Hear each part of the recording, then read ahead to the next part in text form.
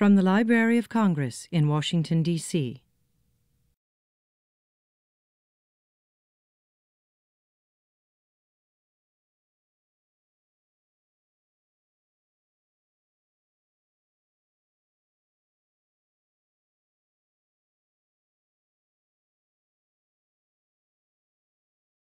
Your Excellencies, ladies and gentlemen, good morning, and welcome to the Library of Congress. I'm Mary Jane Deeb, Chief of the African Middle Eastern Division here at the Library, and it is indeed an honor and a privilege for me to open this very special event today.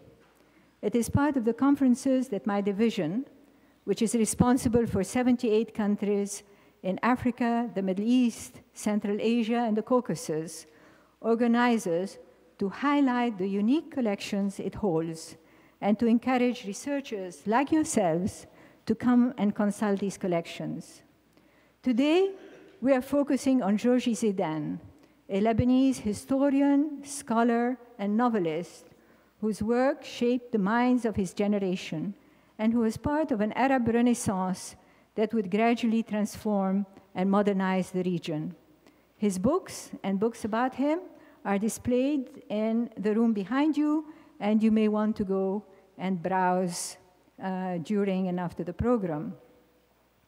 The conference is the product of a series of serendipitous events. I had very much wanted to organize a project around Zaidan and was discussing this at a reception at the Embassy of Uzbekistan. After a conference, we had had on an Uzbek cultural figure when I was introduced to Ambassador Hussein Hassouna, who's right here on the front row, and who told me that he was an old friend of Zaidan's grandson. We continued talking, and he said that the two of us, George Zaidan and I, should meet. We did. And the rest is history, as we say. George had a foundation which focused on promoting and translating his grandfather's works from Arabic to English. They had already been translated in many other languages, such as Indonesian, Urdu, Turkish, French, and others. And together with Chris Murphy, the head of the Near East section in my division, we planned this conference.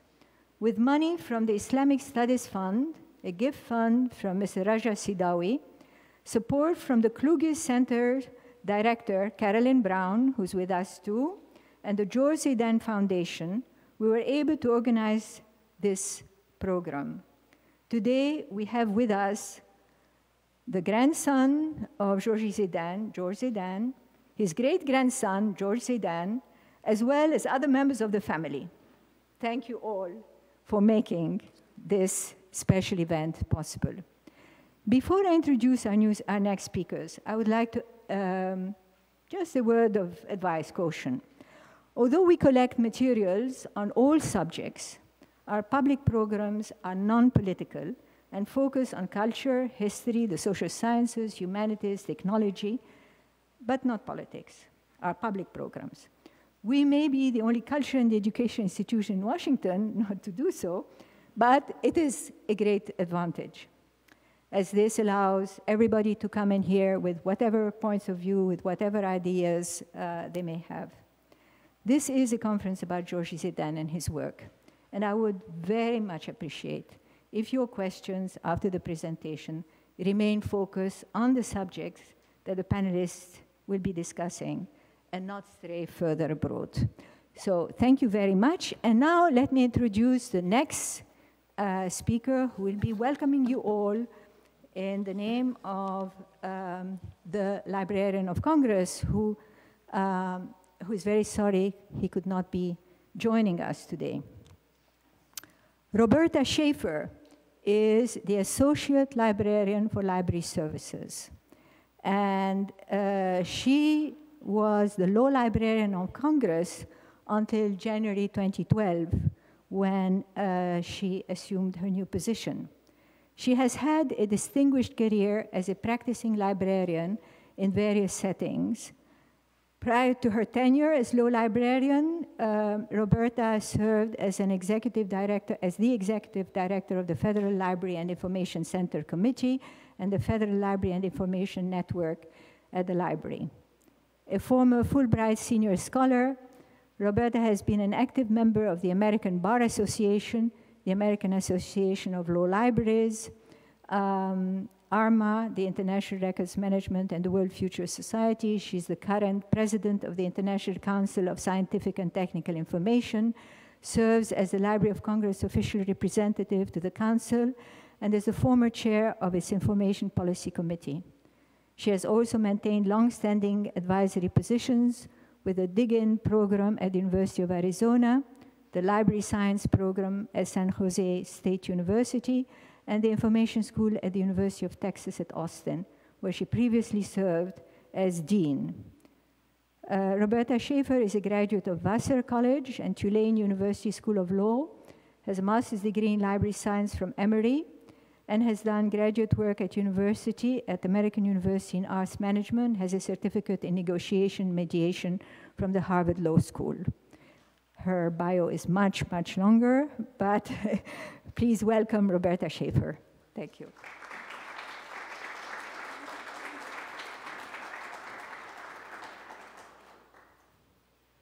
Good morning, and it's my pleasure. I'm so delighted that Dr. Billington could not be with you this morning, although I know he is very sorry, but I'm always delighted when he can come to these kinds of programs because it means I get to come in his place. And it's really a pleasure to be here and welcome you to the Library of Congress this morning.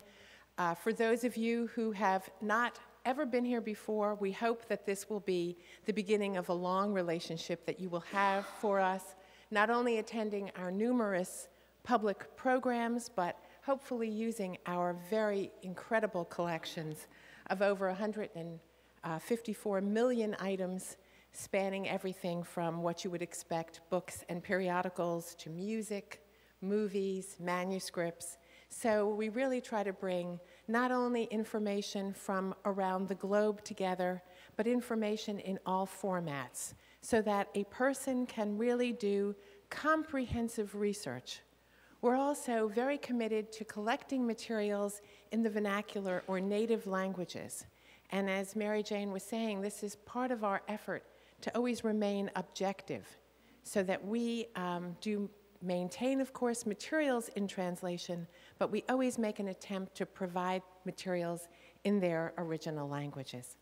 So this symposium today focuses on a wonderful scholar, someone whose materials are well represented in the library's collections, I'm very happy to say. But in looking for a connection to Jurji, I really found two. One is that he wanted the native population, the Arab population, to have a knowledge of their own history. And he wanted to do this through a medium that would make information accessible to them, the novel. And so he kind of invented this methodology for his people. And so too, the Library of Congress always aspires to make information available to people at all levels of access, so that nobody can be barred from information simply because the library did not serve it to them in a proper format and in a way that's accessible.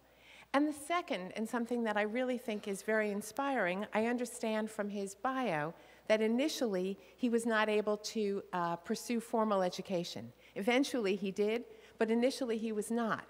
And so he was a great self-directed student.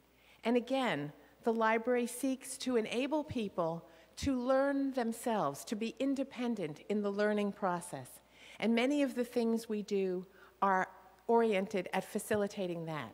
So today, we're going to be together for a day to learn together, and that's a wonderful way of learning, formally, with formal lectures, but we also hope that many of the things that you hear today will inspire you to continue on your own, to gain more insight into Zaidan's writings, but also the writings of others for whom he may have been the inspiration. So welcome, have a wonderful day, and thank you so much for being here. Thank you, Mary.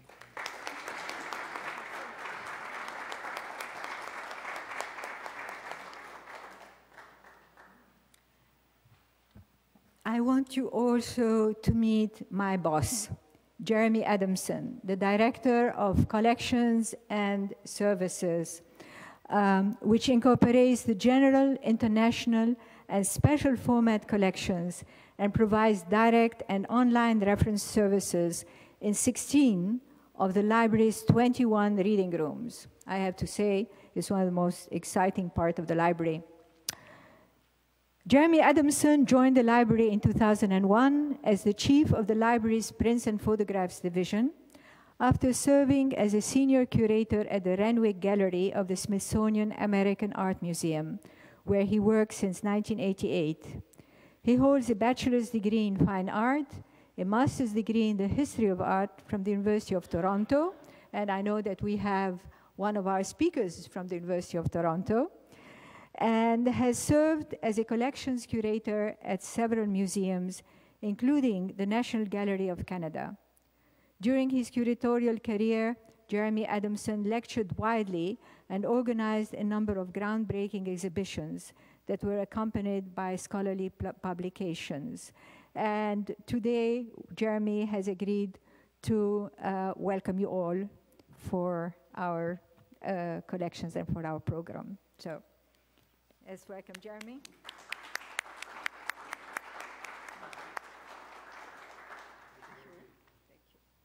Welcome all. It is indeed one of my responsibilities and great privileges to be able to, and challenges, to manage and direct a suite of divisions, including the 4 area studies divisions, which are, I think, one of the central features of not only my job, but the library.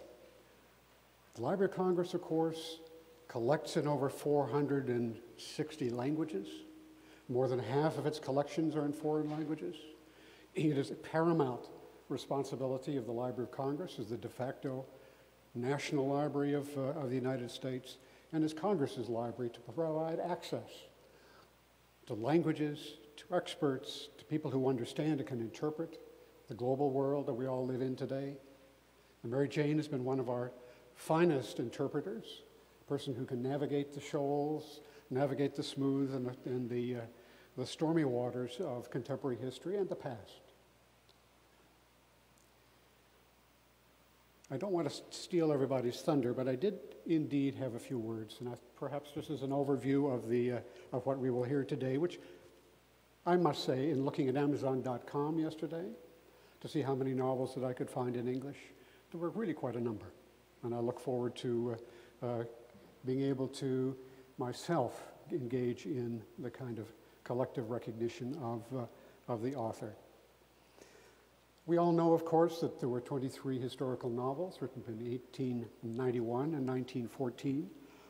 But his goal of the author was to educate and enlighten his Arab contemporaries at the turn of the 20th century. Enlighten them about the modern world as well as the Arab past and national identity, helping to lay down the foundations of a pan-Arab national identity. He likewise helped to pioneer new forms of literature and writing style in Arabic. Founding in 1892, one of the earliest and most successful monthly journals, Al-Halal, still in print today in Cairo. In its pages, he discussed aspects of modern life, science and technology, literature, history, and culture in general. Under the direction of Dr. Ismail Seregeldin, the Bibliotheca Alexandrina is engaged in issuing in digital format, in CDs, monthly or a complete run of the journal via decades. We will hear from Dr. Seregeldin a little later today, again, in digital format. I'm pleased that the Zaidan Foundation has seen fit not only to translate into English the entire suite of 23 novels, but to support this landmark symposium in cooperation with the African and Middle Eastern Division and the Library of Congress. I welcome you all, and I look forward to learning as much as I can today from the speakers and from Mary Jane. Thank you.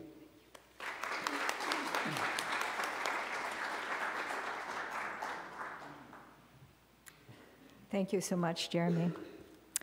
And now, for the man of the hour, Dr. Jurji Zaidan, the grandson of the person we'll be discussing today throughout this conference. Jurji Zaidan obtained his PhD from Harvard University in 1967 in development economics. after doing his undergraduate degree in law at Cairo University and in economics at the London School of Economics. Between 1967 and 1998, he worked in the World Bank in various professional and managerial positions, traveling to more than 50 countries, where he was involved with programs of development assistance in various intercultural settings. Since retiring from the World Bank, he has been actively involved as a consultant to various international and regional organizations such as UNDP, the African Development Bank, and the International Fund for Agricultural Development. He grew up in Egypt, and his family came originally from Lebanon. His family was centrally involved in the intellectual development of the Arab progressive movement of the late 19th and 20th century in the Arab world. His background and experience make him uniquely qualified to promote the mission of the Zaidan Foundation of Intercultural Understanding. So let us welcome Jurji Zaidan.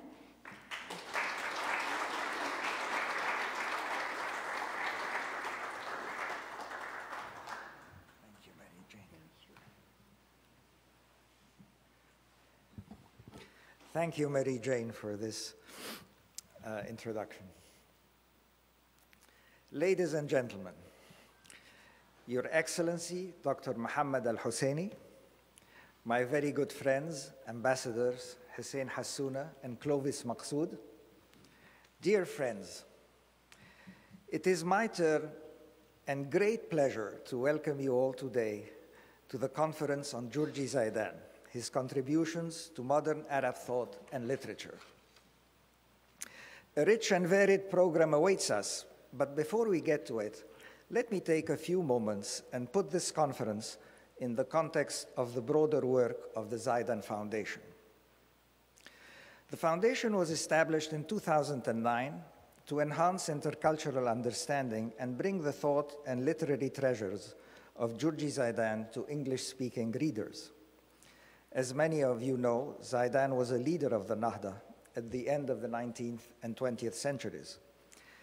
His leadership derived from many roles he played in that movement as historian, linguist, novelist, journalist, educator, political science, social reformer, and much more. We will be evaluating some of these roles later today, and the foundation is promoting his contributions in many of these areas through the following initiatives. First, the foundation has so far sponsored the translation of 5 of his 22 historical novels. There were 23, but one was not historical. That's why the number here differs slightly from the earlier speaker.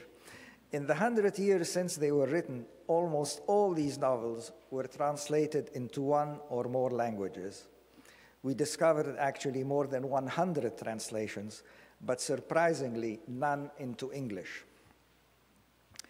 Of the 5 novels we selected, 2 are set in Spain. The Conquest of Andalusia, or Fath al-Andalus, taking place at the time of the Arab invasion in 711 AD, and the Battle of Poitiers, Charles wa Abd al-Rahman, some 20 years later, in which Charles Martel was able to thwart the Arab invasion of Europe. 2 other novels are set in the Abbasid period.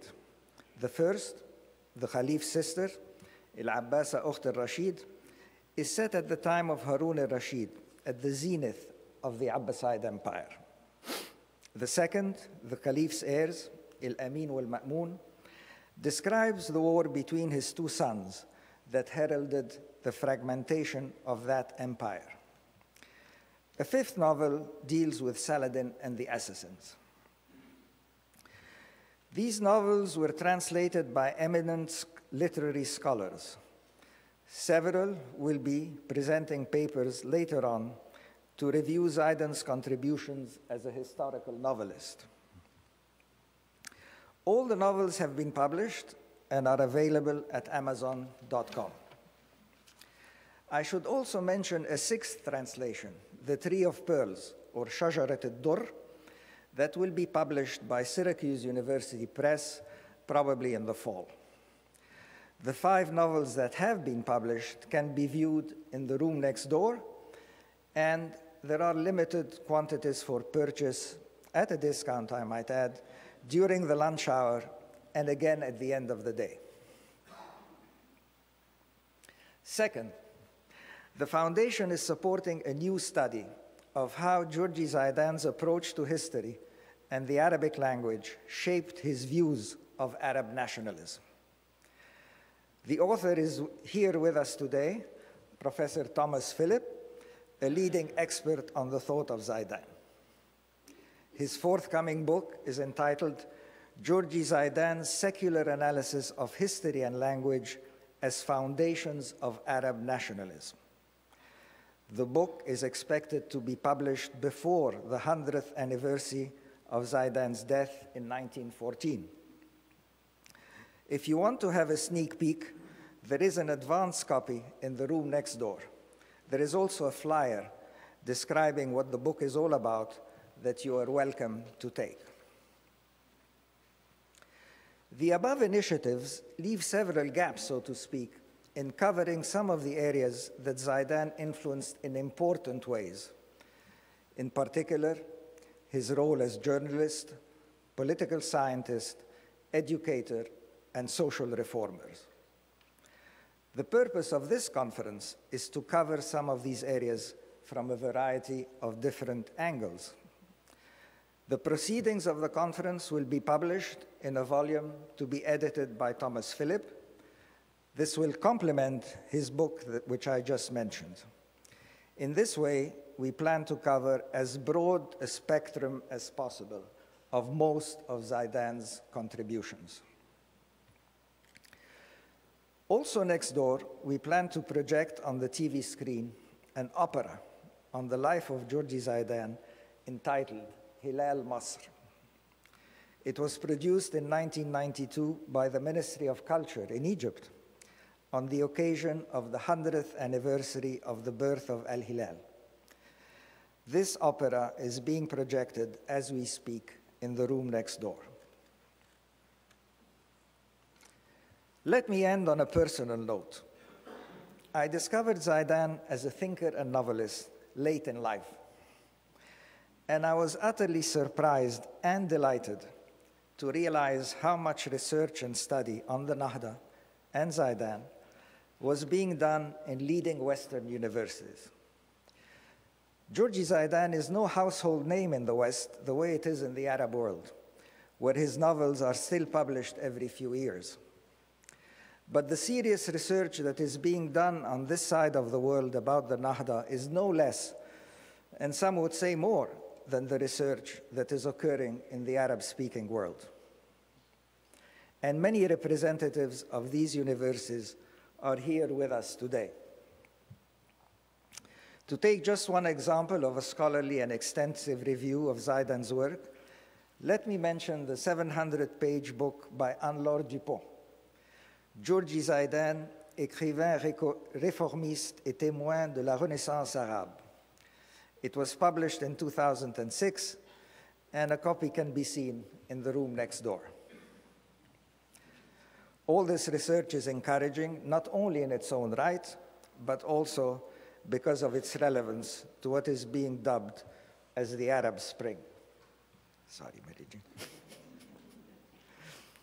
In conclusion, the activities supported by the Foundation could not have come to fruition without the support and dedication of so many people, too numerous to mention.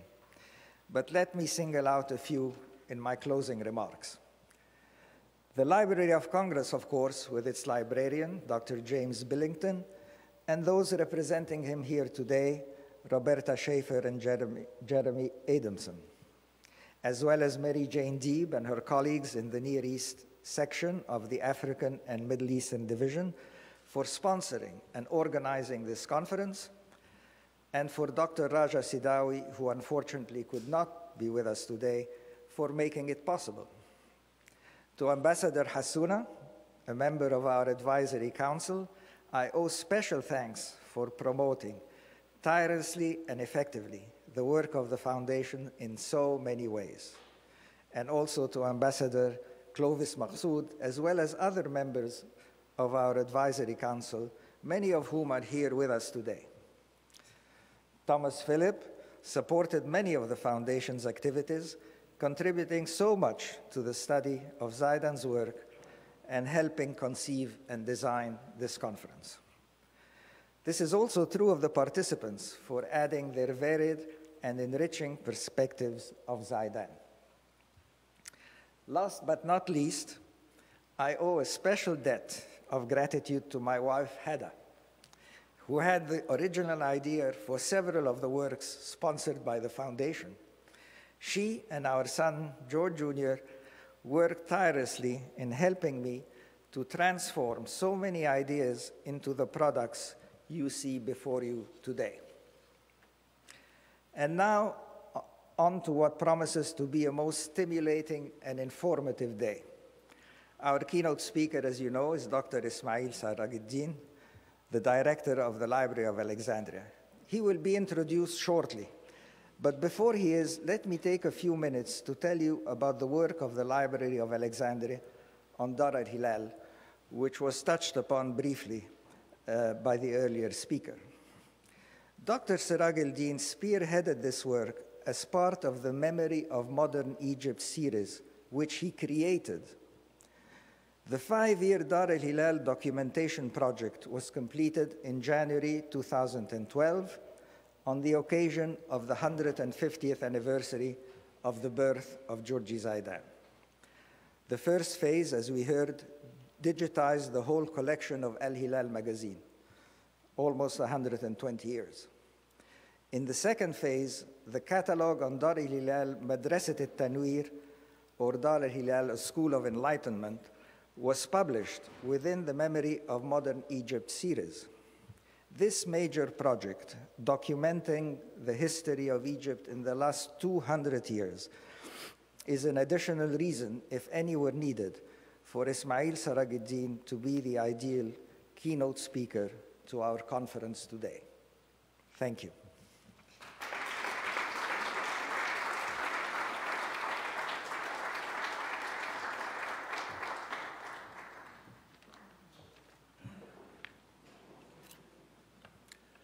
Good morning, Your Excellencies, ladies and gentlemen. I'm Chris Murphy. I'm head of the Near East section here at the Library of Congress. That section is in the African Middle Eastern Division.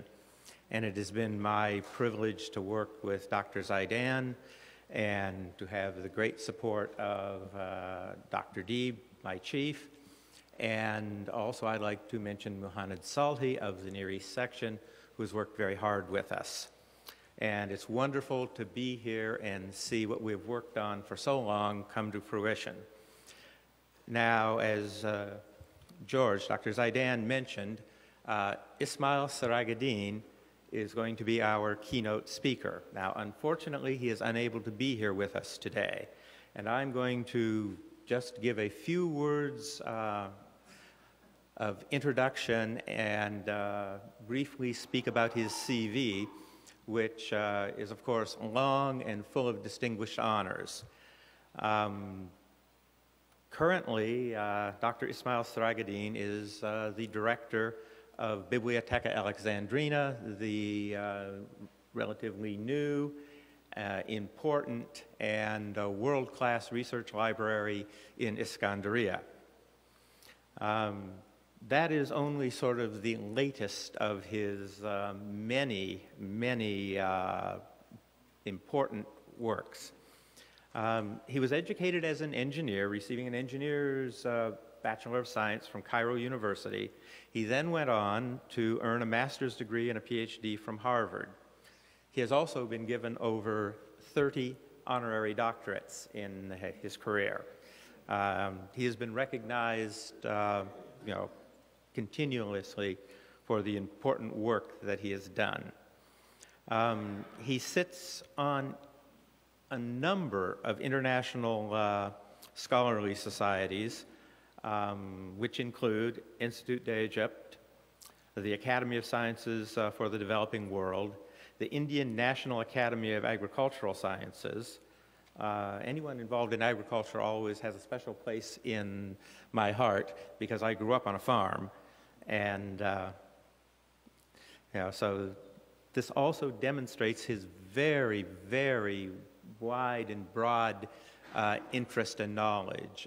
He is not only a cultural figure involved in intense work to preserve and make available culture, but he lives very much in the modern world of the necessity of things like feeding people. Without really further going into his long list of honors and accomplishments, I would ask you to now kindly pay attention to the plasma screens, and we shall hear, and it's really in some ways very appropriate that this man who has led much of the library world into the age of the digital should address us via a digital medium today. So if we can have Dr. Seregeldin, I ask you to please give your attention.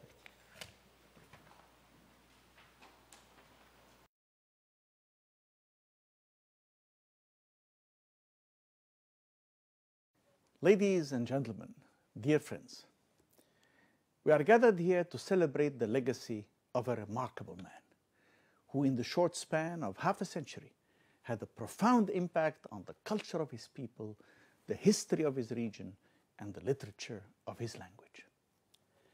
He helped forge the modern identity of the Arabs, founded the modern mass media there, and brought culture to the broad public as he pioneered the use of the novel in Arabic.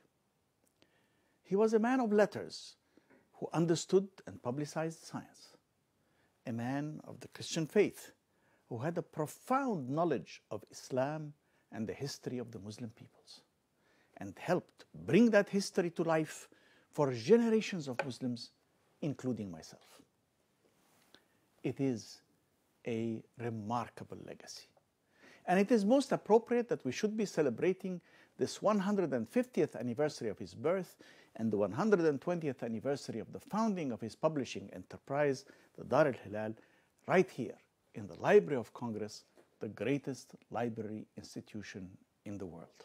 I have no doubt that the brilliant group of specialists gathered on this occasion will contribute much to our understanding of Zaidan and his legacy. However, let me, in this brief opening address, present a number of points that I hope you will find of interest. Let me start with a brief overview of Zaidan and his times, called the period of Al-Nahda, or the Arab Renaissance, or the Arab Awakening, to use the title coined by George Antonius in his 1938 book of that title. Jurji Zaidan, I submit, was one of the artisans of that societal prise de conscience. Like an unchecked cancer, bad governance had turned the once mighty Ottoman Empire into the sick man of Europe. Ottoman ossification had brought the Arab and Muslim worlds to a new low. The jolt of reawakening was to come in the form of the French invasion of Egypt in 1798. After the French defeat and withdrawal, chaos reigned under the nominal suzerainty of the Ottomans until Muhammad Ali took the reins of power in Egypt and started his ambitious development and modernization programs. Though set back by the West in 1840, the momentum of reform was to continue. And by the second half of the 19th century, a true movement to modernize Egypt was underway. It was into that world of transformation and transition that Zaidan would flourish. He was to make a signal contribution to this Arab Renaissance, the Nahda. Indeed, he is considered by some, like Philip, to have been the archetypical member of the Arab Nahda at the end of the 19th century. Now, two strands come together in this Nahda, or this transformation. One is admiration for European achievements that promotes emulation of the West, and the other, an insistence on reviving the roots of the culture of the East. Each of these two strands, in turn, has two identifiable strands. In looking to the West, there is a desire to fully emulate it in terms of technology, modernity, and much more, but a resistance to full Westernization in terms of refusing to promote values that would undermine our own cultural roots and nascent national identity. And again, when it comes to reviving the Eastern identity and cultural roots, two strands can be identified. Those who wanted a pan-Islamic revival, as championed by Afghani, Abdu, and Rida, and those who wanted an Arab revival, as championed by Al-Kawakibi. It was part of the genius of Jurji Zaidan that he epitomized the weaving together of these four strands, as few have been able to do it before or since. In so doing, he responded to a deep latent desire among Arab and Muslim intellectuals and reformers. But Zaidan was much more than a contributor to the intellectual debates of his time. He transformed society by helping build the Arab media, the key instrument to educate the public in those days. And he was an important literary figure as well, a pioneer of the novel and a historian of Islamic civilization.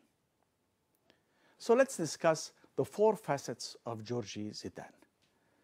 Zaidan, the builder of the Arab press. Zaidan, the intellectual activist. Zaidan, the literary author. And Zaidan, the man. Then I would like to conclude with a few comments about why I think that Jurji Zaidan and his thinking are both pertinent and relevant for our times, the times of the Arab Spring. So let me start with Zaidan, the builder of the Arab press.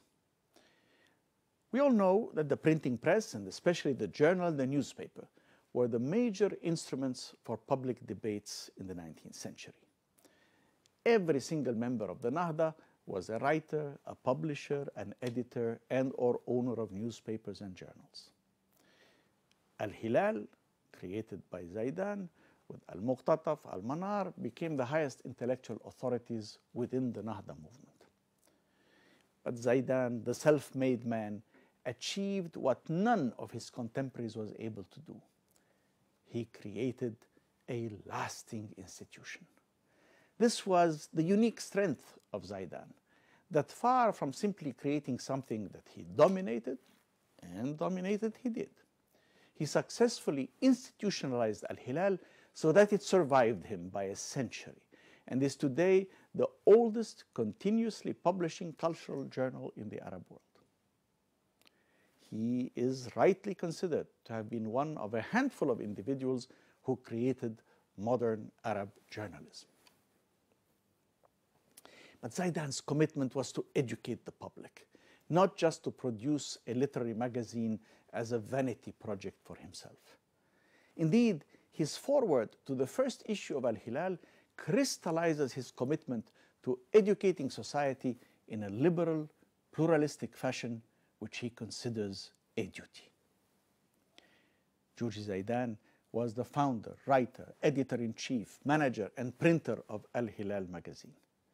He turned it into a platform for the works of distinguished authors, pioneers of Arabic literature, including giants like Hussein Haykal, Taha Hussein, Muhammad Farid Wagdi, Ali Garim, Abbas Mahmoud al-Aqad, Mustafa Lutfi al-Manfaluti, and Ahmad Amin. And because of that, Al-Hilal achieved great fame and survived his death and became a towering institution of journalism. To stay in circulation also required navigating the shoals of political censorship of his day.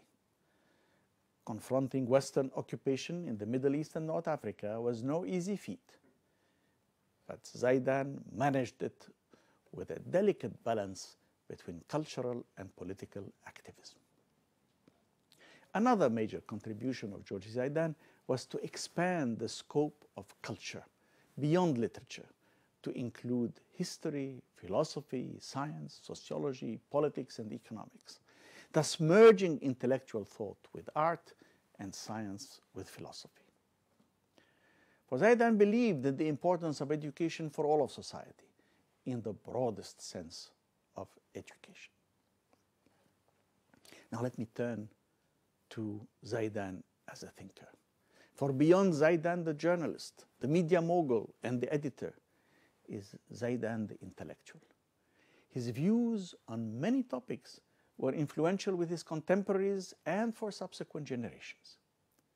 What can we say about the thinking of this self-made man? While it was undoubtedly multifaceted, I will try to limit my remarks to a few of the many areas where he made important contributions. Specifically, let me address his attitudes towards science, towards Arab and Muslim culture, towards political reform, and towards the status of women. First, he had a profound belief in rationality and science. Indeed, he had defended the right to teach evolution when Darwin was still unacceptable to the Christian Church. He believed that the scientific approach was the key to education more generally. And this carried over into his work as a journalist, where we note that Zaidan, who had been exposed to an education in medicine, chemistry, mathematics, and pharmacology, wrote about many scientific issues such as radium, Roentgen's X-rays, tuberculosis, and limestone. His commitment to science and getting the facts right, noted by Al-Tamawi and Philip among many, meant that he also wanted to apply this approach to understanding one's own culture. So how did that approach reflect itself in his writings on culture? As I said at the outset, he was able to weave together the four strands of Westernization and cultural authenticity, as well as Arabism and Islam. I would say that Zaidan was able to make a profound commitment to the notion of Arabism, as distinct from relating exclusively to Egyptians or Phoenicians, even though he recognized the contribution of these different cultural strands. It was the common language of Arabic that established that a true bond existed between Arabs. But with Arab culture, he saw the influence of Islamic civilization as a major factor giving Arab culture a content and depth beyond its own linguistic reach, and contributing to the formation of the Arab identity. And though he shunned political activism, he was nonetheless concerned with Arab history and wrote openly of an Arab nation.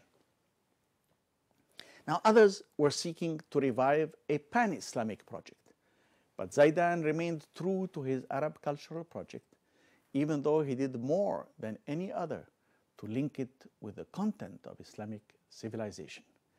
And his masterwork on Islamic civilization would be the pioneer project that would pave the way for later authors such as Ahmad Amin. But that didn't mean that he was not involved with political reform. Now, the Ottoman Empire could no longer provide a viable model for those who saw power and modernity embodied in the West with its nationalism and imperialist tendencies. And yet that old Muslim empire had been capable of accommodating a plethora of local identities, precisely because the Muslim faith was embracing so vast a territory with so many cultures and subcultures and so many ethnicities and religious minorities. The Majlis al-Milli provided some sort of recognition and even some channels of communication to the Sublime Porte and to the centralized decision-making structure where there was a need for it. But local affairs were largely dealt with locally. So some were intent on reforming the Ottoman pan-Islamic project. And intellectuals from Afghani to Muhammad Abdu to Rashid Rida provided the intellectual framework for such political endeavors. But if Zaidan differed with these and others on the pan-Islamic versus the Arab dimension of his cultural project, he shared with many his belief that education of the public would be the key to modernizing the backward Eastern societies. And it was not a call for violent revolution or political upheaval that these enlightened men sought. Indeed, both Jurji Zaidan and Rashid Rida believed in education but feared sudden and extreme social change. They wanted a revolution without a revolution. Liberty was a state of mind. Now, towards the end of his life, Jurji Zaidan added to his interests reflections on what made a society distinctive and what made power legitimate. But he remained overall committed to his great cultural project and did not succumb to the siren song of participating in political power. And when we talk of political reform, it immediately brings into focus the issue of the status of women. While Zaidan undoubtedly believed in the education of women, he still shows a certain wariness towards the full emancipation of women. Indeed, he writes with wistfulness about the more timid and tame Oriental women of his time compared to the brazenness which he was witnessing in Paris. His views on the status of women were more conservative than those of some of his contemporaries, such as Qasim Amin. In fact, Rashid al-Anani further notes that as conservatism regarding female emancipation tends to be habitually associated with Islam, we will do well to remember that Jurji Zaidan was a Christian. So where does all this leave us? On the whole, this prismatic author and publisher, historian and public educator, made a major contribution to the culture of the Arab Renaissance, the Nahda. As one of his successors, Muhammad Farid Wagdi, said, "If I were to count the unique personalities that have appeared in the Middle East in the last 50 years, those who have enriched it with their writings and ideas, I find myself obliged to put Jurji Zaidan at the forefront." Now, Jurji Zaidan's instrument was the pen. He was a writer. He pioneered the use of the historical novel and indirectly the novel in general as a genre of Arabic literature. His 22 novels were popular and enjoy until today an unbroken popularity. If he was not of a literary stature to compare with later figures like Taha Hussein, Abbas al-Aqad, or Naguib Mahfouz, he was the precursor and pioneer who revolutionized the Arab novel and paved the way for them. And as Albert Hourani noted, novels and the historic novels of Zaidan in particular were central to creating an Arab national consciousness. In fact, they were central to that task of raising public awareness. Zaidan's novels had certain characteristics that set them apart, as attention to historical context is pronounced, much more so than the treatment of character and plot, usually a love story with a happy ending. Now, these distinctive characteristics of his approach, as contrasted to Western novelists of the time, as well as those that followed him in the Arab world, enable us to appreciate his political and cultural purpose, not just his literary achievement. The Zaidan project was a great success. He succeeded in promoting historical knowledge among the non-intellectual elite, and thus provide a broad grounding for a common Arab identity.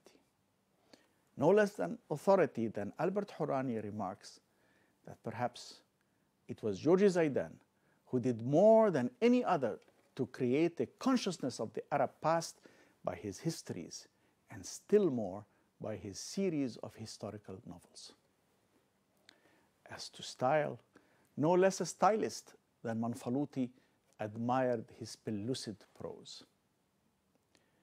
Zaidan remains a towering figure in the history of modern Arab literature.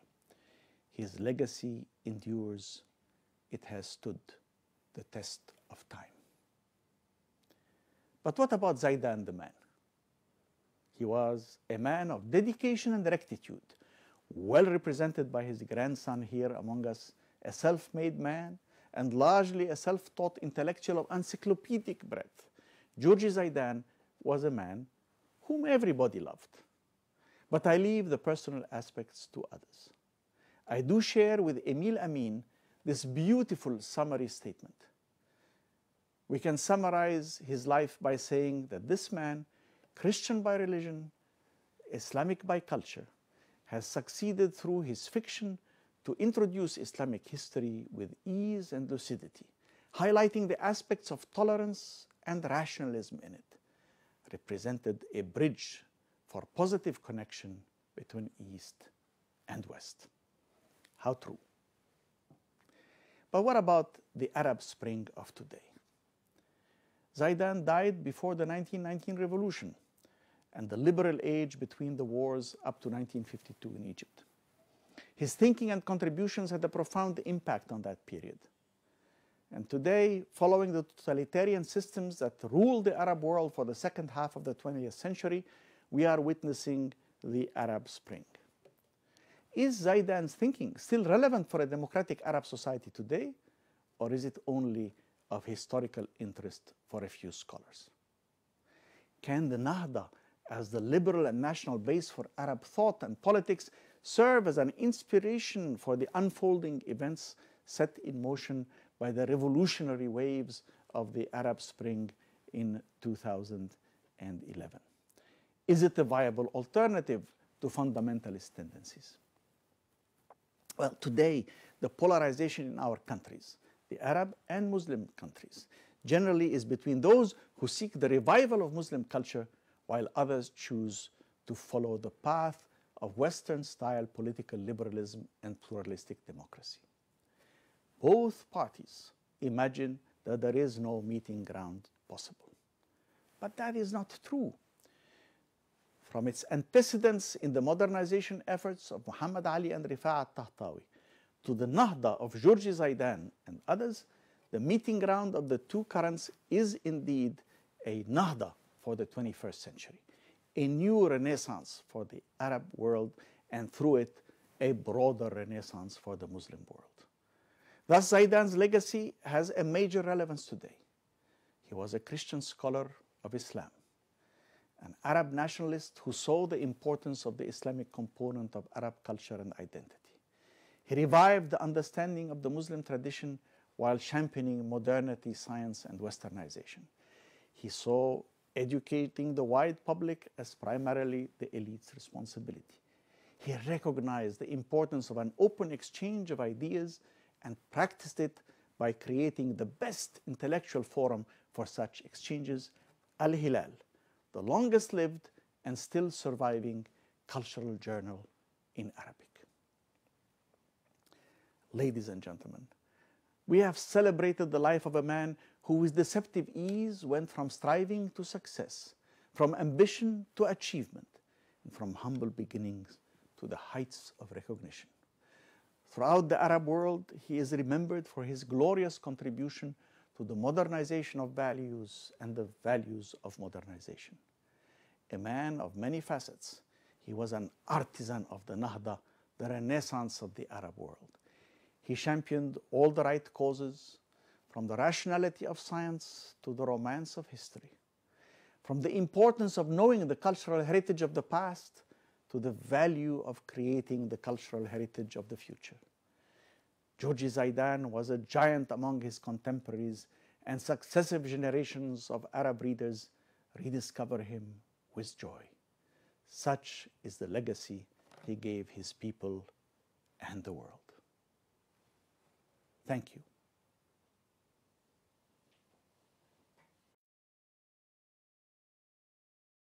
Well, after this very inspiring presentation by Ismail Seregeldin, we're going to start immediately with the next panel. And I would like to invite Professors Hanssen, El Shakri, and Dupont to the table, please.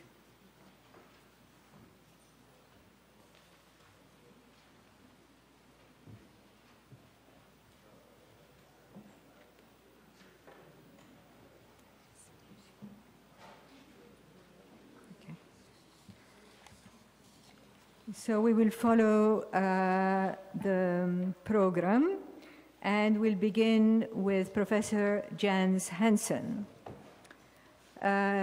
Professor Hanssen is an associate professor of Middle Eastern and Mediterranean history at the University of Toronto. He has held junior research fellowships at the American University of Beirut and the Deutsche Morgenländische Gesellschaft in Beirut, and served on the Academic Advisory Committee at the Lebanese Ministry of Culture and Higher Education in 1999 to host Beirut as the cultural capital of the Arab world. His dissertation has been published by Clarendon Press as Fin de siècle, Beirut, The Making of an Ottoman Provincial Capital, in 2005, Oxford. He has also co-authored History, Space, and Social Conflict in Beirut, the Quarter of Zukak el-Blat in 2005, and co-edited Empire and the City, Arab Provincial Capitals in the Late Ottoman Empire in 2002, both published by the German Orient Institute in Beirut. Professor Hanssen.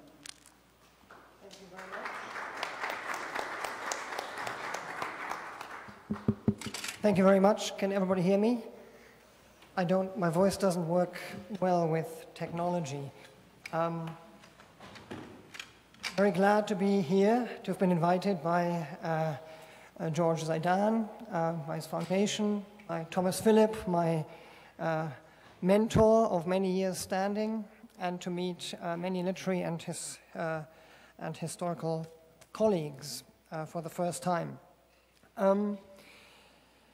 We have all pre-circulated papers, all of us presenters, so the actual participants of the conference sort of know each other's work, or should have read, perhaps on the plane, each other's papers. So I'm reluctant to read my paper. Allow me perhaps to reflect on some of the issues that Ismail Seregeldin has raised. My topic for today is the historical roots of the Nahda, and of course Jurji Zaidan's role in it. It begs the question, of course, of what is the Nahda for? Okay, is it meant as an identity Arab or Islamic identity endowing project? Is it important because it instills a sense of national pride? Is it, as Dr. Seregeldin suggested, an inspiration for the Arab Spring? Perhaps a bulwark against Islamic fundamentalism? And here, by the way, we are moving into political territory very quickly, in spite of Mary Jane Deeb's warning. But I let that pass. The other question is, of course, what is its relationship to nationalism? My sense as a historian of the 19th century is that the question of nationalism has overshadowed the many complexities, not just of Zaidan the man, but also of the Nahda as a project.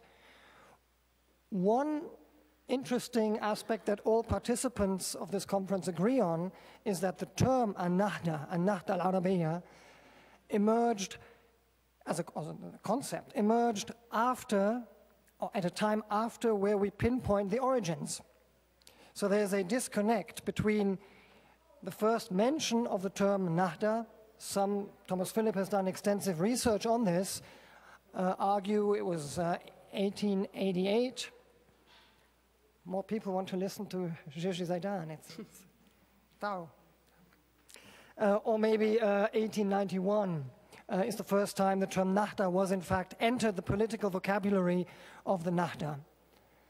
Now, of course, we all know that 1888 wasn't the beginning of the Nahda, but it begs the question of what Dr. Seregeldin called the mise en conscience, I think. At what point do people who we sort of posthumously attribute Nahda activity to become aware that they are in fact a movement or have a common project?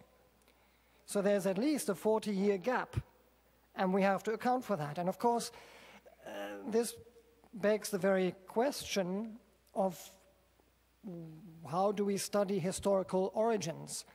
And of course, as a sort of fin de siècle scholar who sometimes reads texts like Nietzsche and Michel Foucault, we of course are very weary of this idea that if only we can pinpoint an origin, say Napoleon's invasion of Egypt, that pristine point from where everything flows, then we have a clearer sense of what this particular project is about.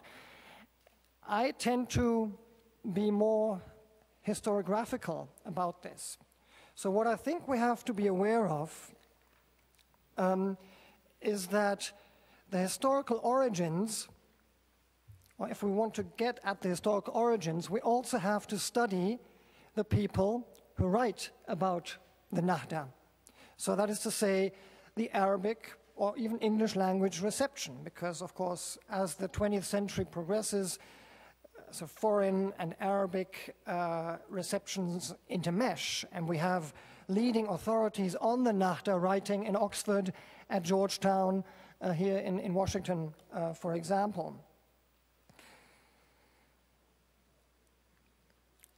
So the Nahda as a movement, if we accept that the Nahda was in fact a movement, perhaps one thing we should bear in mind is that it's not so much a movement where everybody marches in the same direction as if guided by what Dr. Seregeldin called the deep latent desire among Arab and Muslim intellectual reformers, that they all knew what their project was before they articulated it. I think if we use the term movement, we should think of it much more in terms of a dialectic movement, in fact, a very antagonistic movement.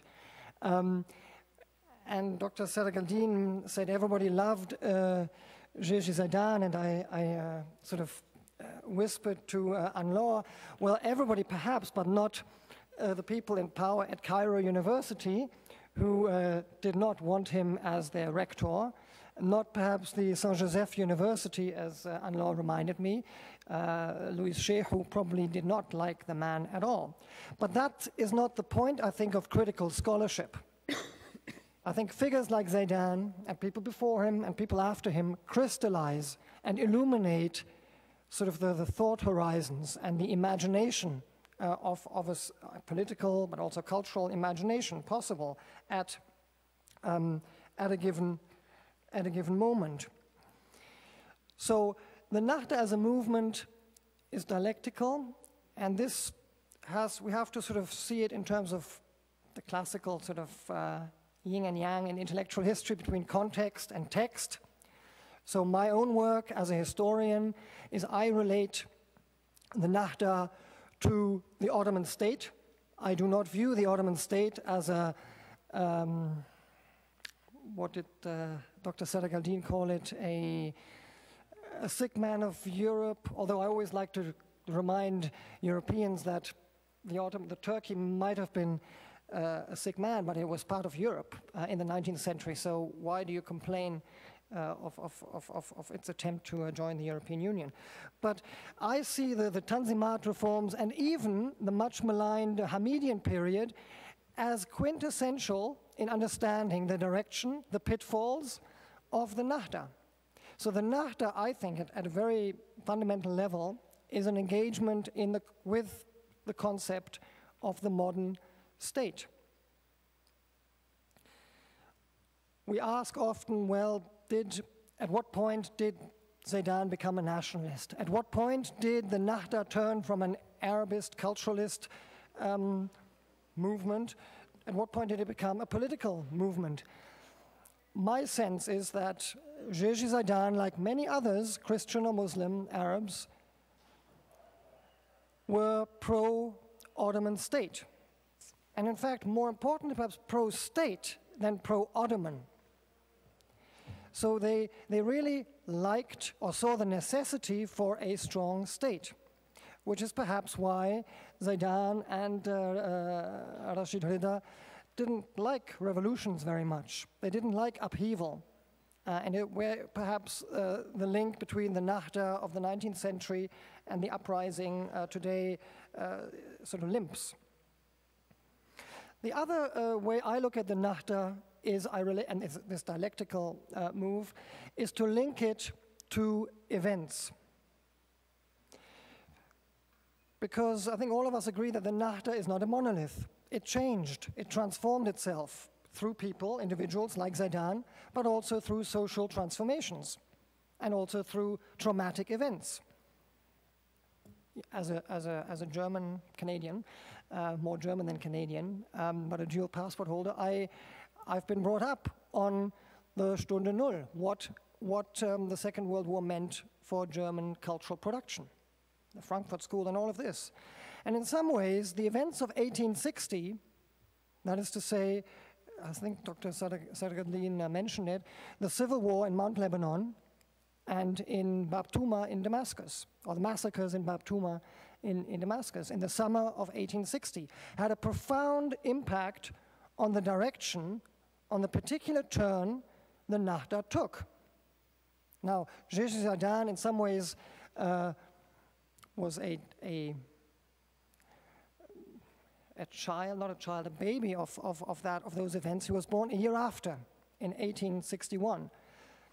And so we should look at the Nahda as this thought and imagination process that deals with real existing and traumatic events in the region. Okay, one could, as an modern Egyptian historian, you could perhaps do something similar to the ways in which the Arabi revolt was quashed and the British and Lord Cromer sort of set foot in the Middle East. I'm more of a Bilad al-Sham scholar, so I find 1860 a pivotal moment, the moment in which, to make a much more nuanced argument, perhaps too crude, in which the classical revivalism of Nasif al-Yazigi, as Horani called him, the father of the Nahda, he taught, or the teacher, the grand teacher of the Nahda, he taught everybody of the second generation of Nahdawis, the love for the classical canon, al-Mutanabbi, al-Abbasiyin. So we have to think in terms of a traumatic event that turns a classical literary appreciation club into a social reform and even political and a critical movement. And my own sort of favorite and a tragic hero, as I call him, is Boutros al-Bustani, who is really trying to make sense of this fratricide that occurred in Mount Lebanon, and is writing about this in particular quite viscerally in his Nafir Suriya in 1860-61. So that brings me to the next idea of a movement as a dialectical movement, is that we have to look at the Nahda, or it has been looked at in terms of generational shifts. And this is a concept that is key to the great Albert Horani's interpretation of the Nahda in his book, Arabic Thought in the Liberal Age. Jurji Zaidan's categorization of the Nahdawin, or the Nahdawis, was by profession, was by sort of, in some ways, class, although much more by profession. In his tarjum, in his the history of famous people. He has perhaps 8 or 9 categories and a pool of perhaps 30 or 40 individuals. And this was in the early 20th century. Horani whittled it down to fewer individuals, but he gave it a generational sort of overview or sort of framework. First generation, which includes Rifat al-Tahtawi, it includes Bustani and the Tunisian Ottoman Khaireddin al-Tunisi. Second generation is where Zaidan fits in as a minor player, though, in his book. other thinkers have more of a role to play. So if we look at the Nahda, the 19th century Nahda, and it goes, of course, all the way into the 20th century as kind of held together by generations, we might get over this idea of a monolith where everybody marched in step towards that goal of progress, however that is defined. And the other thing about generational gaps and generational conflicts is, of course, that some of these generations were in conflict with each other.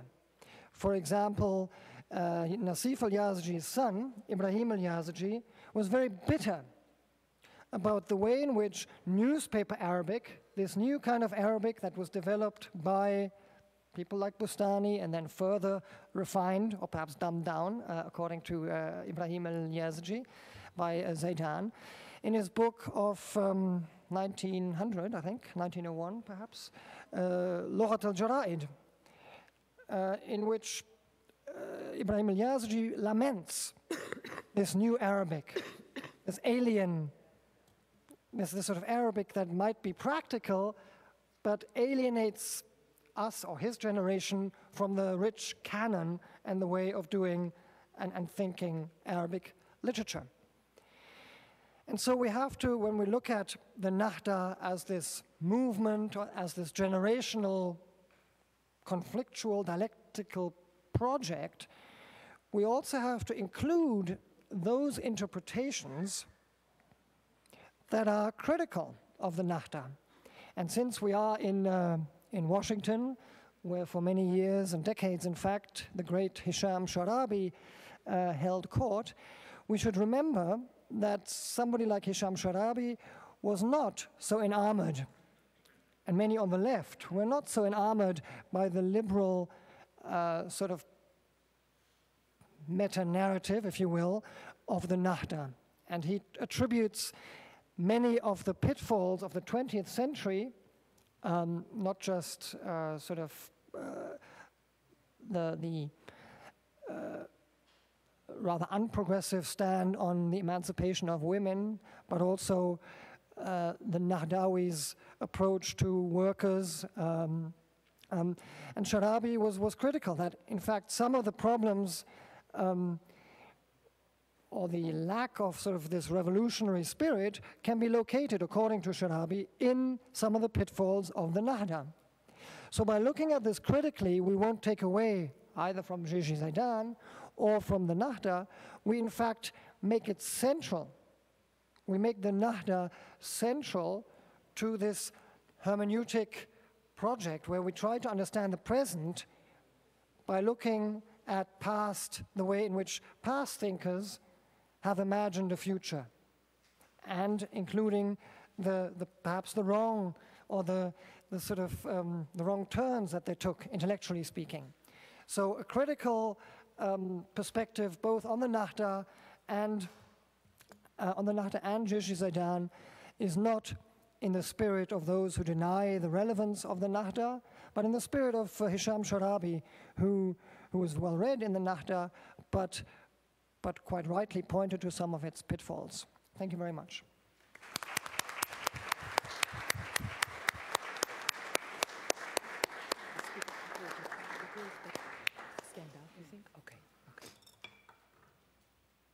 Thank you so much, Professor Hanssen. And I love the idea of the writers of the past imagining the future. I think it's a lovely idea, yes. So we now have Professor Marwa al-Shakri, who's an associate professor at Columbia University. She specializes in the history of science, technology, and medicine in the modern Middle East. She received her MA in 1997 and PhD in 2003 from Princeton University. In addition to her many articles, al-Shakri's first book, entitled Reading Darwin in Arabic, is forthcoming in 2013 with the University of Chicago Press.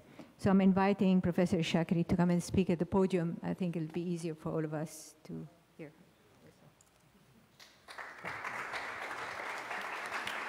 Thank you. So I just wanted to start off by thanking, of course, Dr. Zaidan, Dr. Deeb, and other librarians here at Library of Congress, and also, of course, Professor Philip. I'm very pleased to participate in this. And actually, this paper that I presented a little late, I presented it, handed it over yesterday, has a slightly different title, Between Enlightenment and Evolution, Arabic and the Arab Golden Ages of Jurji Zaidan. And it's really a work in progress for me, and it's actually really part of this new project that I'm engaged in, which is about the modernist construction of an Arabic golden age of science and philosophy. This idea that there was a golden age of Arabic science and philosophy. And of course, Jurji Zaidan is really a seminal figure for that construction. So this paper is trying, in a sense, to tease out that thematic alongside a couple of other ones. And I'm also very pleased to be part of this panel, as I think there's a lot of resonance between what Jens Hanssen was saying about the construction of the idea of the Nahda, which I try to get at a bit here as well. And then, of course, with Anne-Laure Dupint's work on Zaidan and the Orientalists, which will come into this a bit as well. Okay, so this, I think it's only this one that works now. This paper really takes three broad rubrics to investigate how Jurji Zaidan comes up with a notion of an Arabic golden age or an Islamic golden age. And so it focuses on history, language, and science. Three main thematics that came up, of course, in Dr. Seregeldin's introduction as well.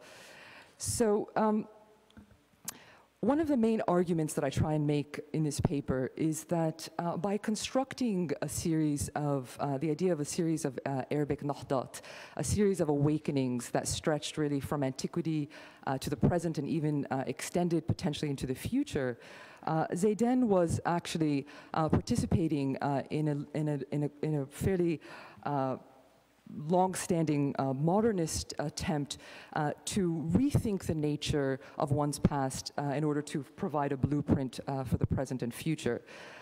So I divide the paper into really three sections. The first is an attempt to look at his ideas on Arabic and the philosophy of language, to tease out his notion of history and its significance for the Arabs. I see, as I argue in the paper, his analysis as essentially oscillating between a kind of subscription to Enlightenment ideals, on the one hand, through the march of reason, if not spirit, say, and on the other to 19th century, particularly racialist ideas of evolution, of the evolution of humanity. So we might think of the first as really kind of forming part of a complex intermingling of a critically revised European Orientalist historical temporality, which this Orientalist tradition, of course, dates back to the Enlightenment, if not a little earlier. And combined with that is a specifically neoclassical Arabo-Islamic temporality that Zaidan himself is very important in constructing. Okay, so in the first section where I deal with the history and future of Arabic and the Arabs, I start with really his early works, an investigation of his early works, and particularly his 1885 book on the philosophy of language, Arabic and the philosophy of language, in which you can really see this civilizational sort of framework coming into his analysis. So you see him trace, for instance, the rise of Semitic languages in a kind of evolutionary, vaguely Durkheimian fashion. There are lots of echoes of Rousseau in there as well.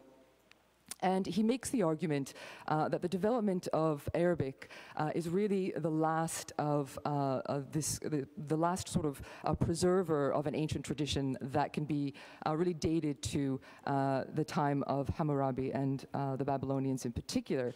So already in that very early work, you can see him rethinking the nature of Arabic, and by introducing the Quran as a standardizer of this kind of ancient tradition and consolidation of language and of Arab tribal or racial, we might call it, civilizational identity, you can see how he's also participating in a project of desacralization in a sense.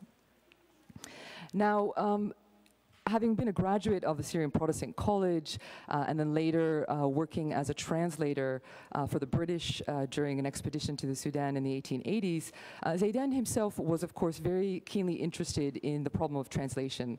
And this is something that, along with his friend Jabr Doumet, who also participated in this British Army expedition, this is something that they really return to again and again when they think about the philosophy of language.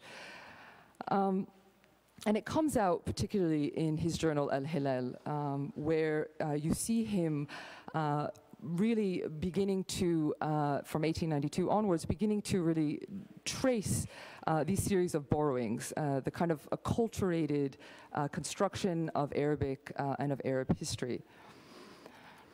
Now, this resonates, of course, with his ideas on history itself generally, and again, his early works, some of his earlier works deal with historical methodology in particular. And you can see this in his 1889 History of Modern Egypt and in the primer of history, a book on general history that was also published in that year. And there he does a number of things that he'll outlines a number of thematics that he'll return to in later works. One is to outline the importance of a historical method and historical consciousness.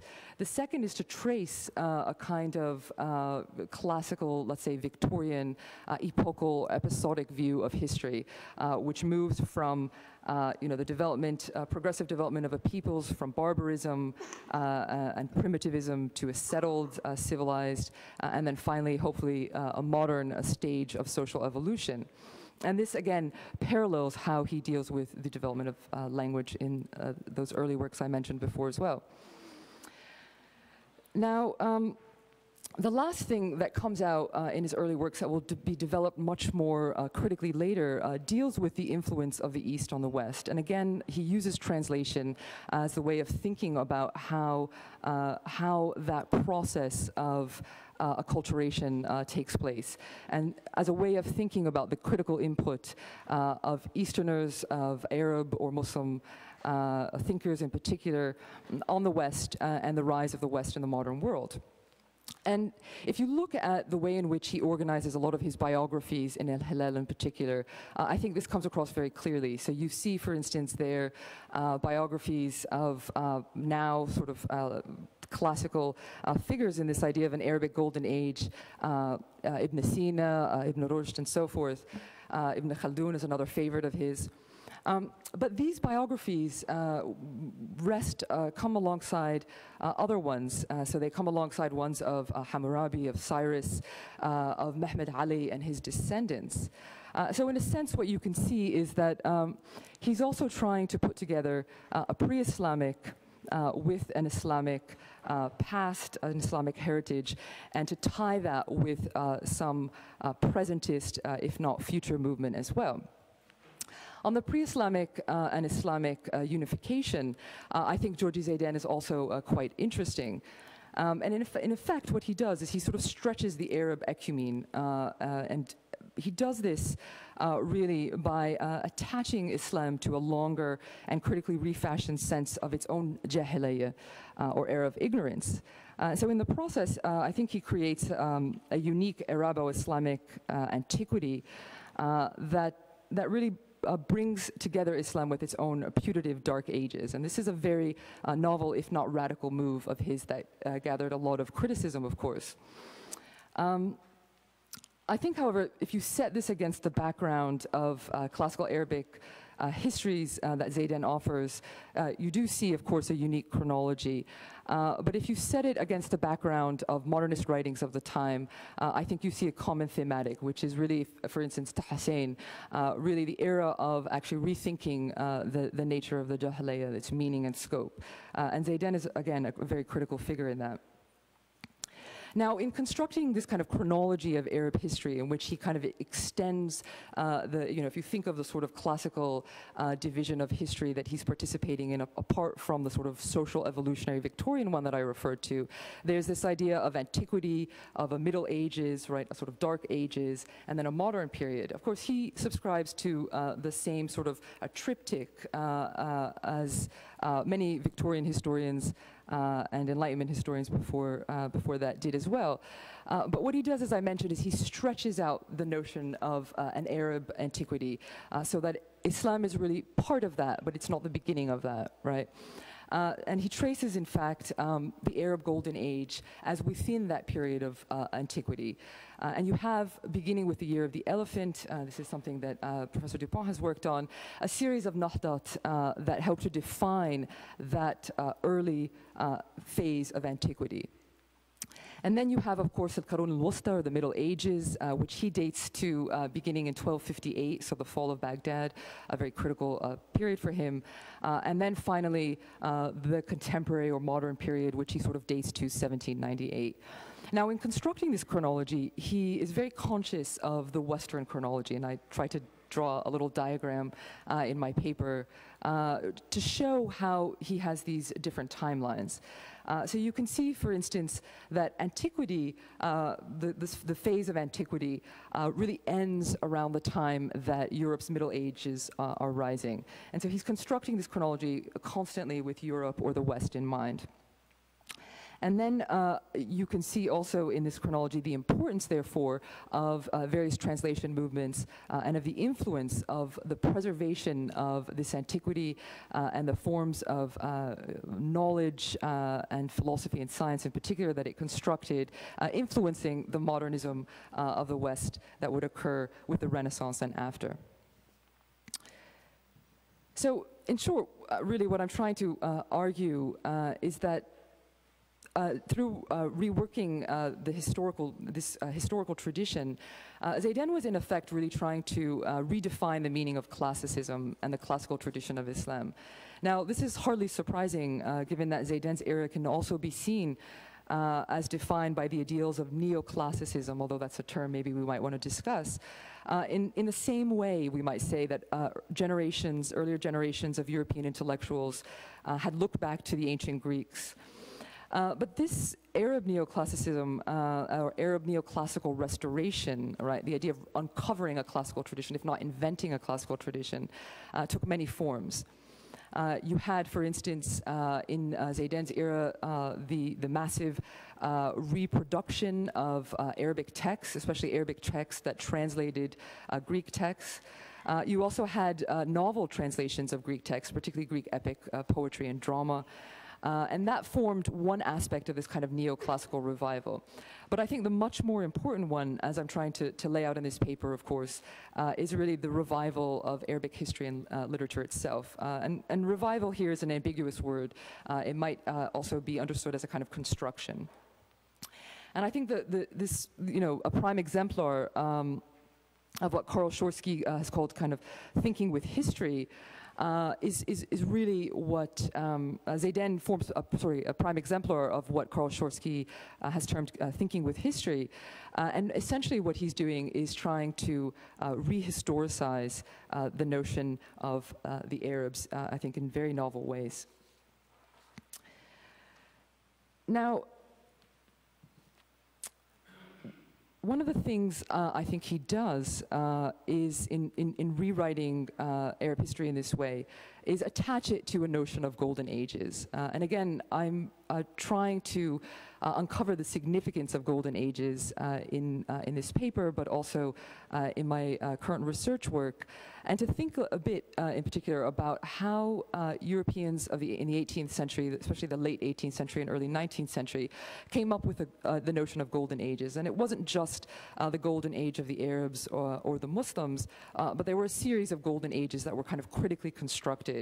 And I can see this broad kind of historical process really impacting the way in which Zaidan himself has come up with the idea of an Arab or Islamic golden age. So in the paper, I tried to provide a little brief kind of schematic outline of this, of the ideology, let's say, of golden ages. And I think there are at least three sort of trends that are important, three motives, if not motifs, that come out in what a golden age is.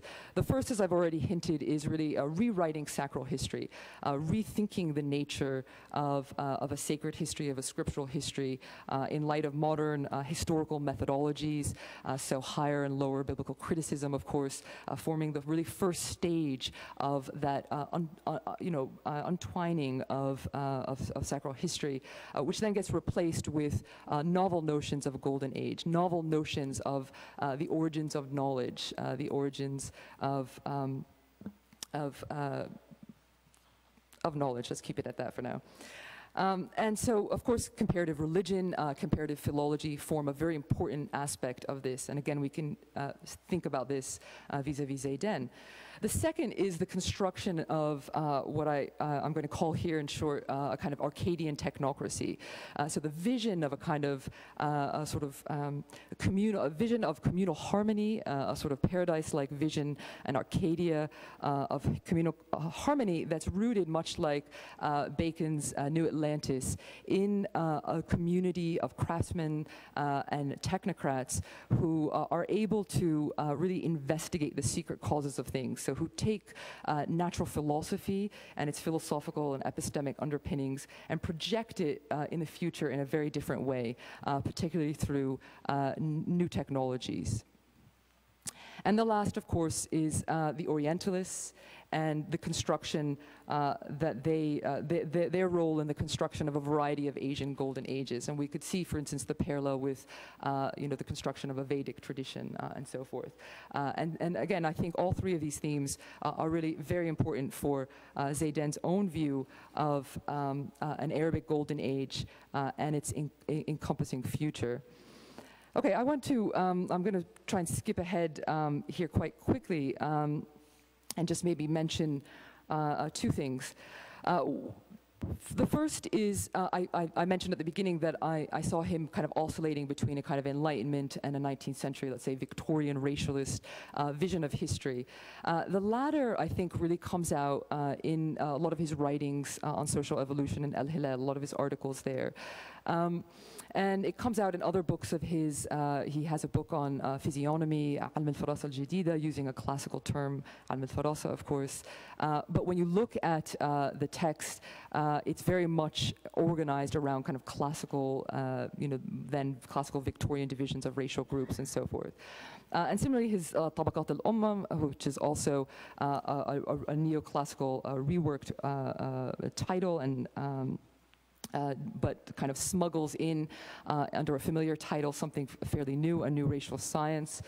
And there, the point that I wanted to make is that his view of race, much like his view of civilization, this Enlightenment view of civilization that I outlined earlier, is actually one that picks up on race as a socio-moral category and not just as a kind of a physiological or bodily one. And this was very typical of many writers of the time, from Darwin's Descent of Man, whom Zaidan was very much influenced by, the work that Zaidan was very much influenced by, to Ahmed Fathi Zaghlou's translation of Le Bon, which uses the term Ummah or Ummam to replace race or races. And the importance of understanding the significance of that translation, I think, is precisely what I said before, that it is reworking a notion of race, or actually helping to construct in Arabic a notion of race that picks up on past ideas of ummah as a kind of moral community. And similarly, race is understood as a moral category. And I think there's something very interesting in thinking about a lot of Zaidan's ideas on, for instance, the Arabs as a moral community with a certain form of social solidarity, which picks up on sort of, say, Ibn Khaldun's notion of asabiyya, but reworks that with this modern racialist imagination in mind, to think about the different ways in which this socio-moral community is formed around, in particular, interest and self-interest. So the kind of moral theory that Zaidan is relying on is, of course, liberal moral theory. Liberalism is a par excellence of moral theory. Those of you who've read any of the canonical political works written in the name of liberalism will know that, of course. And so interest, self-interest is a big theme, but also its corollary, the public good. So his project of reform, Islah, is always connected to maslaha, the public good. And that is, I think, another aspect of the way in which he is combining this kind of Victorian and Enlightenment ideology. Okay, I think I'm going to have to end. I had something at the end of the paper about how this connected to his vision of the future and the importance of constructing this past Arab history for novel genealogies of the future, but I'll have to leave that, I'm afraid. Thank you.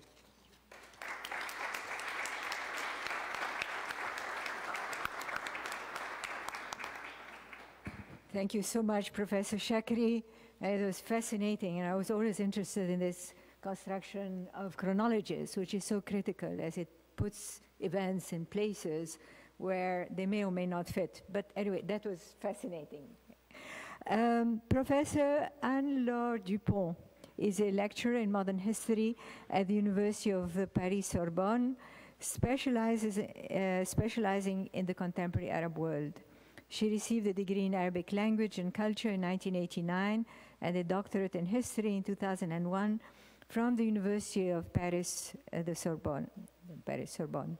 Her many publications include Atlas de l'Islam dans le monde, Lieux, pratiques et idéologie, Paris, Autrement, 2005, and Jurji Zaidan, 1861-1914, écrivain, réformiste et témoin de la Renaissance arabe, Damas, Institut français du Proche-Orient, 2006.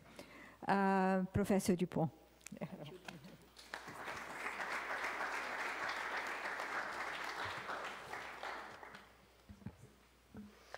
Thank you very much, Dr. Deeb, for introducing me. Mr. and Mrs. Zaidan, ladies and gentlemen, your excellencies, it's a real pleasure to be here to speak about Jurji Zaidan. I thought he was an old story for me, but in fact not. And I'm glad to turn back to him in the presence of Thomas Philip, with a kind of mentor and sponsor in Zaidanian studies. I'll talk to you about the impact of European Orientalism on Jurji Zaidan's work, or how the history of Arabs should be written. This is the problem lying under this question. Why such a subject? On one hand, because Jurji Zaidan is known for having extensively used European Orientalist works in his major books, which are my main sources here, Tarikh al-Tamaddun al-Islami, The History of Islamic Civilization, which was published between 1902 and 1906, Tarikh al-Arab qabla al-Islam, The History of Arabs Before Islam, which was published in 1908, and The History of Arab Literature, Tarikh al-Adab al-Lugha al-Arabiya, which was published between 1911 and 1914.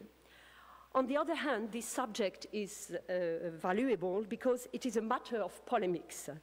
Zaidan was at once an actor and a victim of a debate that arose in the Muslim world as soon as the 1860s, or maybe before, about the validity of academic Orientalism.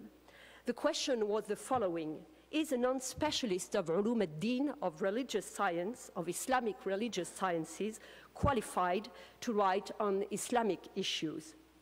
To trace this debate, my contribution will first examine what Zaidan knew about Orientalism.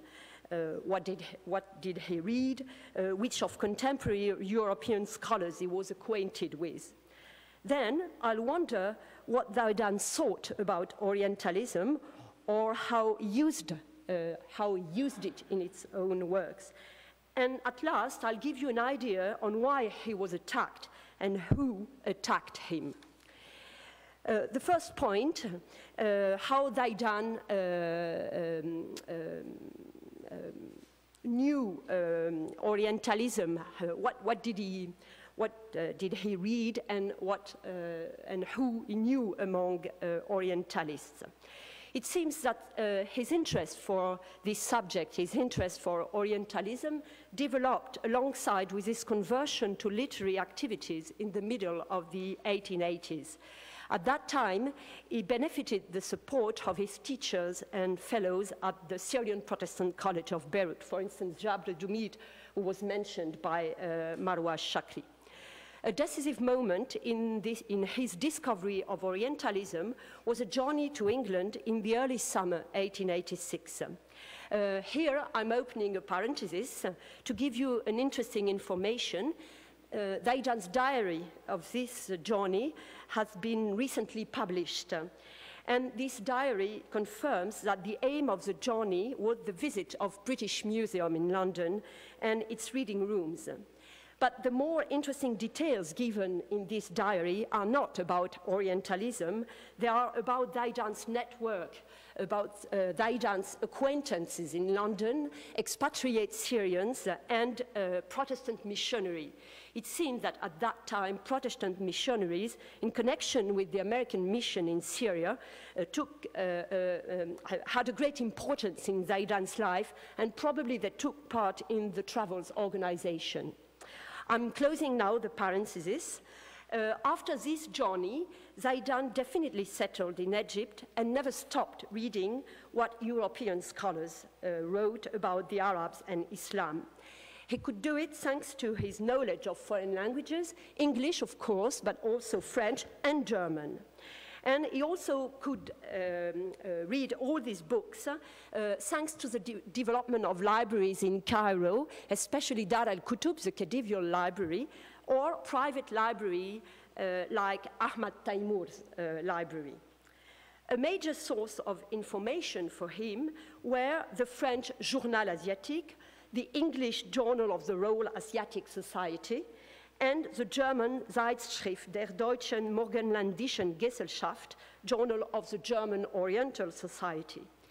These periodicals were published by the network of Asiatic and Oriental societies, which had been founded in the first half of the 19th century to institutionalize Orientalism. And Zaidan was himself a member of such societies, of the Asiatic Society of Italy, of the Royal Asiatic Society of London, and at last, the Asiatic Society of Paris.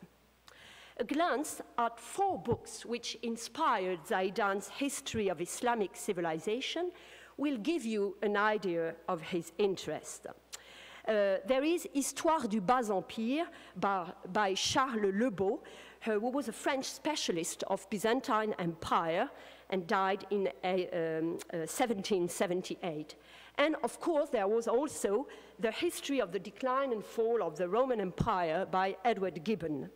Such books, written at the end of the 18th century, were paragons of what was called at that time philosophy of history. They were called books on philosophy of history because they attempted to explain scientifically the course of history through the dialectic of rise and fall. Other book read by Zaidan, Alfred von Kremer's Kulturgeschichte des Orients unter den Khalifen, a book published in 2 volumes in 1875 and 1877. This is precisely a history of Eastern civilization. Kulturgeschichte is a German concept for a history of civilization. Last title I want to mention because it illustrates Zaidan's eclecticism, La Civilisation des Arabes, the Arab Civilization, published in Paris in 1884 by the French medical doctor and publicist Gustave Le Bon. The latter was known as a specialist of Islam and the Arabs, but his book quickly became a reference throughout the Arab and Muslim worlds because it depicted the Arab as a superior race, that is to say, a race naturally predisposed, inclined to civilization. Besides his readings, Zaidan exchanged letters with Orientalists. Some of the most famous of his time, Jan de Gorge, Ignaz Goldziher, the great Hungarian Orientalist, specialist of Islam, congratulated him after the publication of Tarikh al-Tamaddun al-Islami, the history of Islamic civilization. And David Margolius, who was a professor of Arabic at Oxford University, translated a volume of this book into English. I'm not developing furthermore. For European scholars, Zaidan's work was not original, but it was useful. They considered it as the manifestation of the Arab literary revival, and that's why, according to me, they paid attention to it. For Zaidan, the recognition of European scholars was, of course, something more important. It was valuable because it gave him scientific authority. Yet, one should not overestimate his connections with Orientalists. They were only a part of a large network that also comprised Arab scholars and, more generally, Easterners.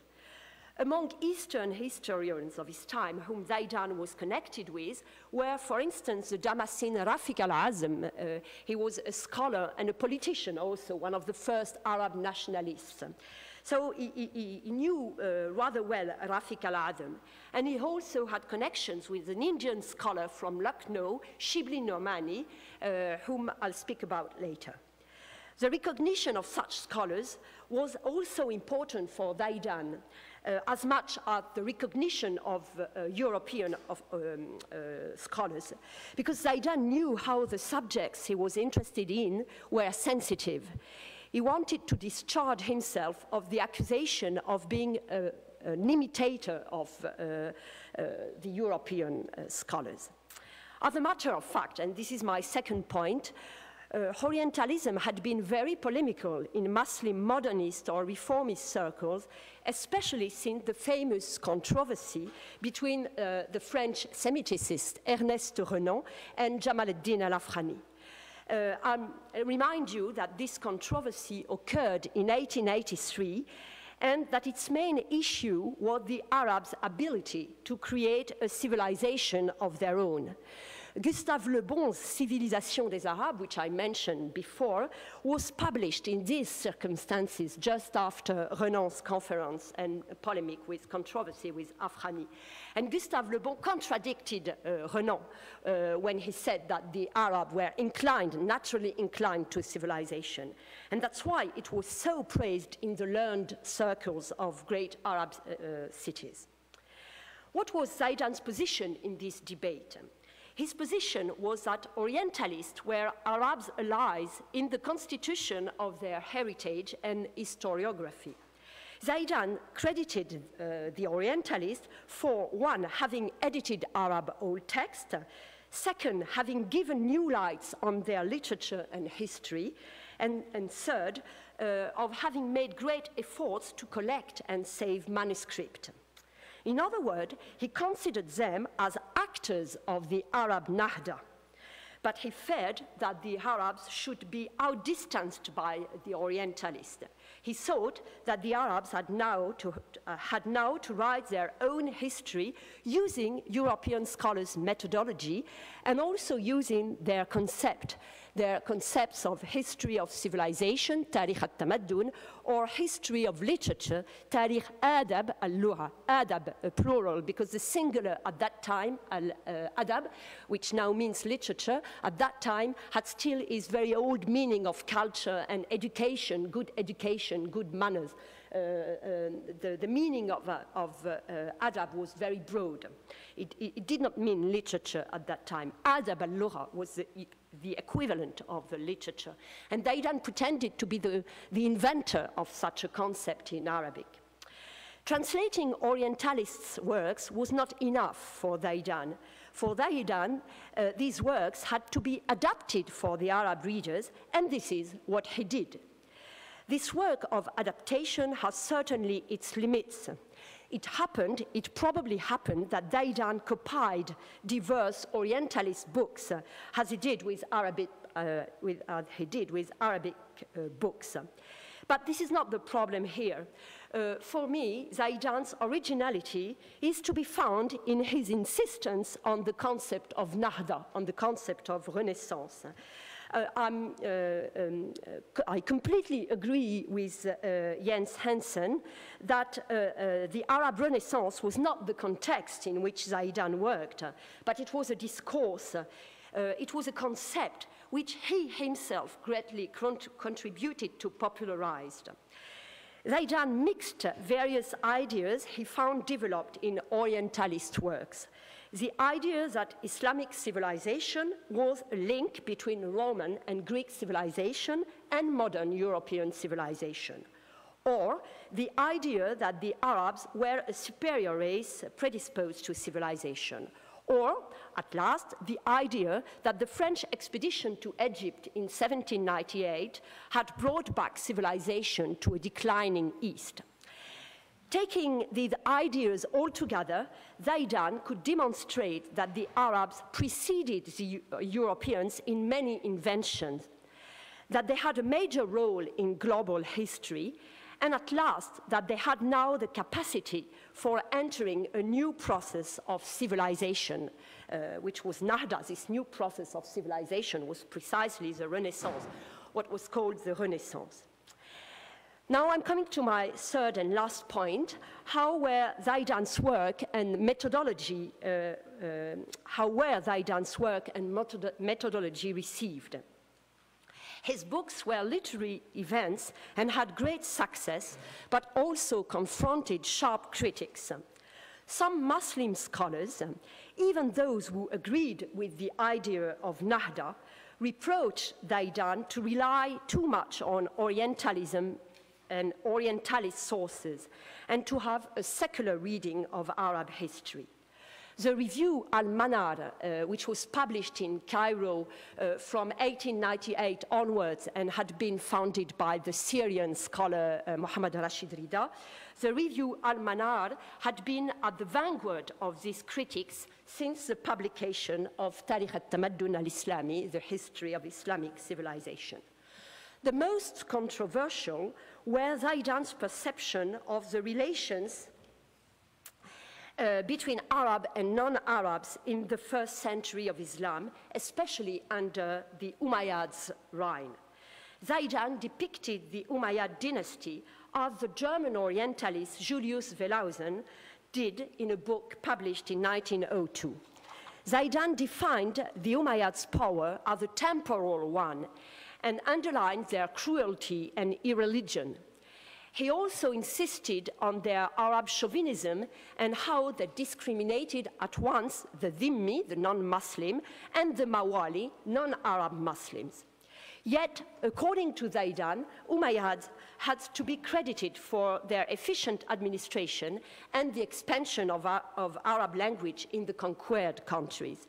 In doing so, according to Zaidan, Umayyads had created the conditions for the development of a great civilization whose golden age was reached under the Abbasids, thanks to a better integration of Christian and Jews and non-Arab Muslim elements, especially Persians, into the state. Even if such ideas belonged to the Muslim tradition and not only Shia, the Umayyad this idea that the Umayyads were religious tyrants belonged to the Islamic tradition. But anyway, Zaidan's portrayal was shocking for readers, for some readers, who considered that an Arab dynasty could not but serve the interests of Islam, could not have but served the interests of Islam. In the emerging national Arab history, the Umayyad should not be blackened. Zaidan was therefore criticized by Rafiq al-Azam as soon as his history of Islamic civilization was published. But al-Azam did it smoothly, keeping on a scientific ground. The issue became polemical later, from 1910 onwards, after Zaidan was on the eve of being appointed a professor of Islamic civilization at the new Egyptian University in Cairo, thus gaining scientific authority. And this was not acceptable anymore for many Muslim reformists and not conservative scholars. In 1912, the Indian scholar Shibli Normani, was supposed to be a friend of Zaidan, violently attacked him in Al-Manar. he deduced from his portrayal of the Umayyads and the valorization of Persian element in the Abbasid Empire that Zaidan did not like the Arabs at all and ignored everything of their culture. Why did this polemic arise only in 1912, that is to say 10 years after the publication of the first volume of Tarikh al-Tamaddun al-Islami? There are two explanations. The first is that at that time, Rida was visiting Shibli Nomani in India, trying to constitute what he called a Hizb al-Islah, a reform party, in fact, a network that excluded mutafarnijin like Zaidan, that excluded westernizers like Zaidan, or what people like Rida considered as westernizers. Second explanation, in this period, 1912, the Turkish translation of Tarikh al-Tamaddun al-Islami was just published. And Rida could fear that Turks used Zaidan's interpretations to charge the Arabs with the accusation of chauvinism. The risk was that the Turks found in Zaidan books historical arguments to accuse Arabs of breaking Islamic and Ottoman unity. In the period of emerging nationalism, history was actually part of the present. Two concluding remarks. First, in 1912, Zaidan was the victim of a debate that arose primarily inside modernist Muslim circles. He was not attacked as a Christian, but as an adib, as a non-alim, as a non-specialist of Islamic sciences.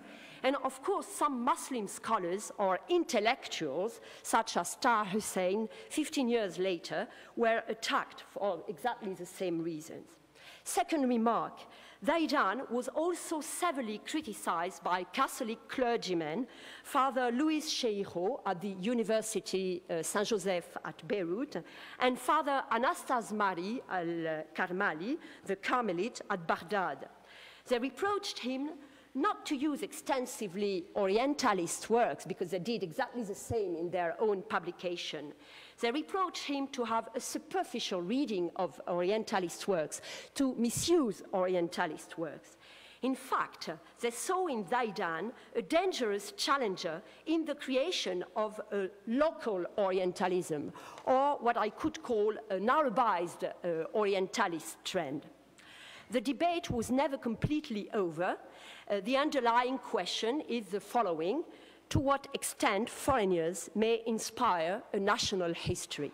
Thank you very much for your attention.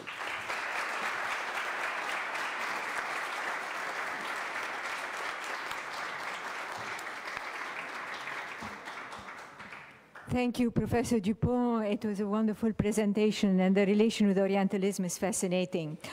Now, the floor is open, but for the sake of time, so that we can make sure that the program continues on schedule, we'll have two questions.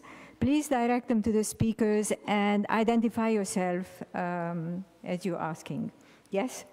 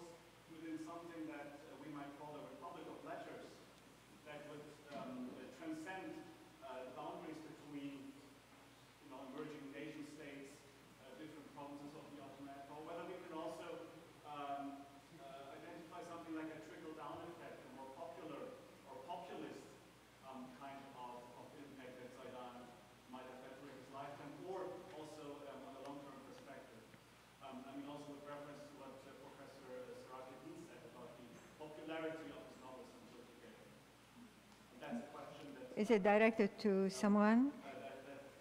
Probably the Professor Dupont should answer most directly. But anybody else can answer. Professor Dupont? Yes, he was very popular, I think, and that's why he was so attacked. If his books were not, if his books had not been read, he would not have been attacked as he was.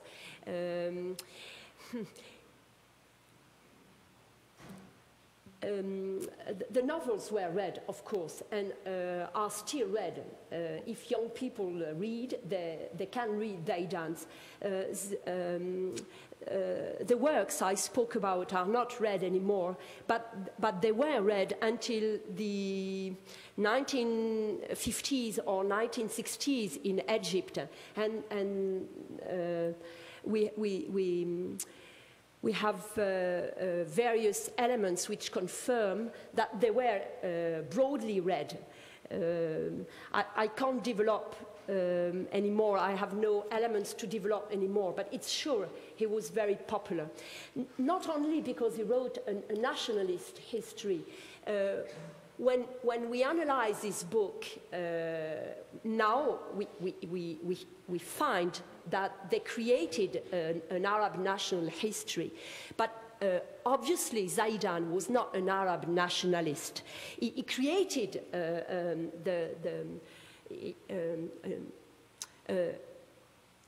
historiography which is necessary for nationalism to emerge.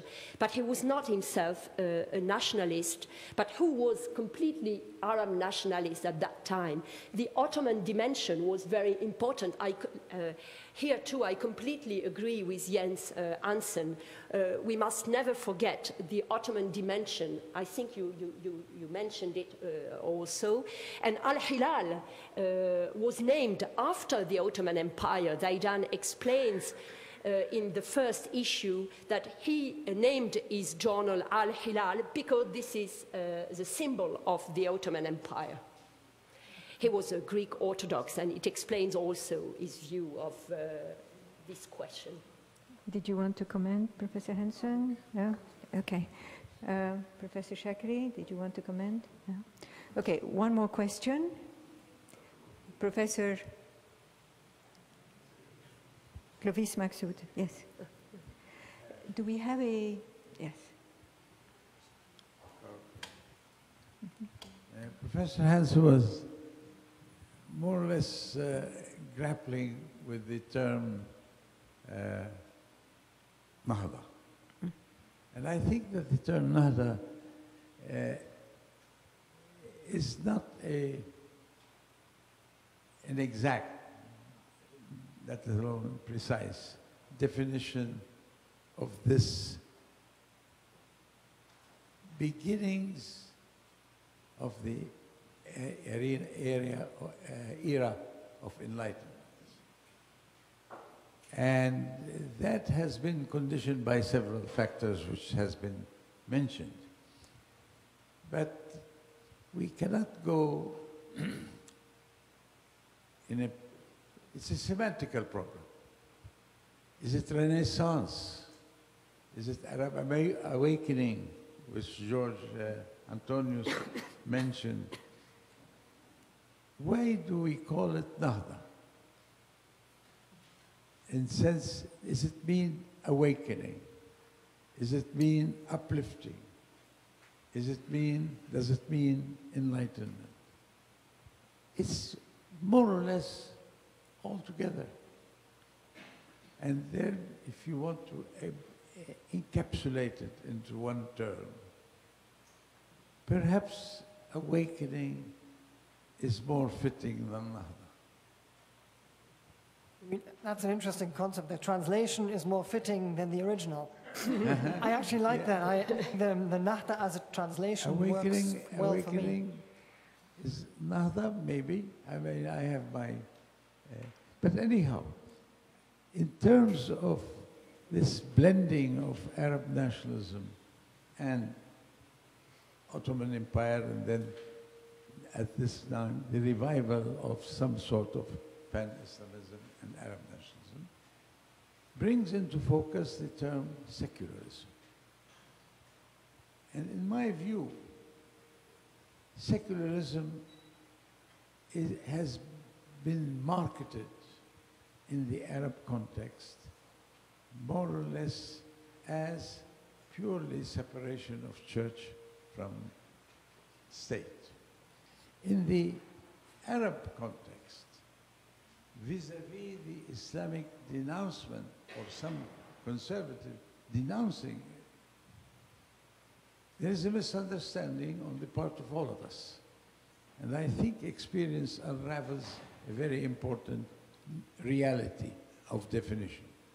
So you had a question from one of them? Secularism from an Arab nationalist perspective is not the separation of state from religion. Because it assumes that at least 95% of the population do not deny that they are Muslims or Christians. They do not deny it. They might not practice it very forcefully, they might be, but they will not deny it. So what is it then? The state is the manager of citizens.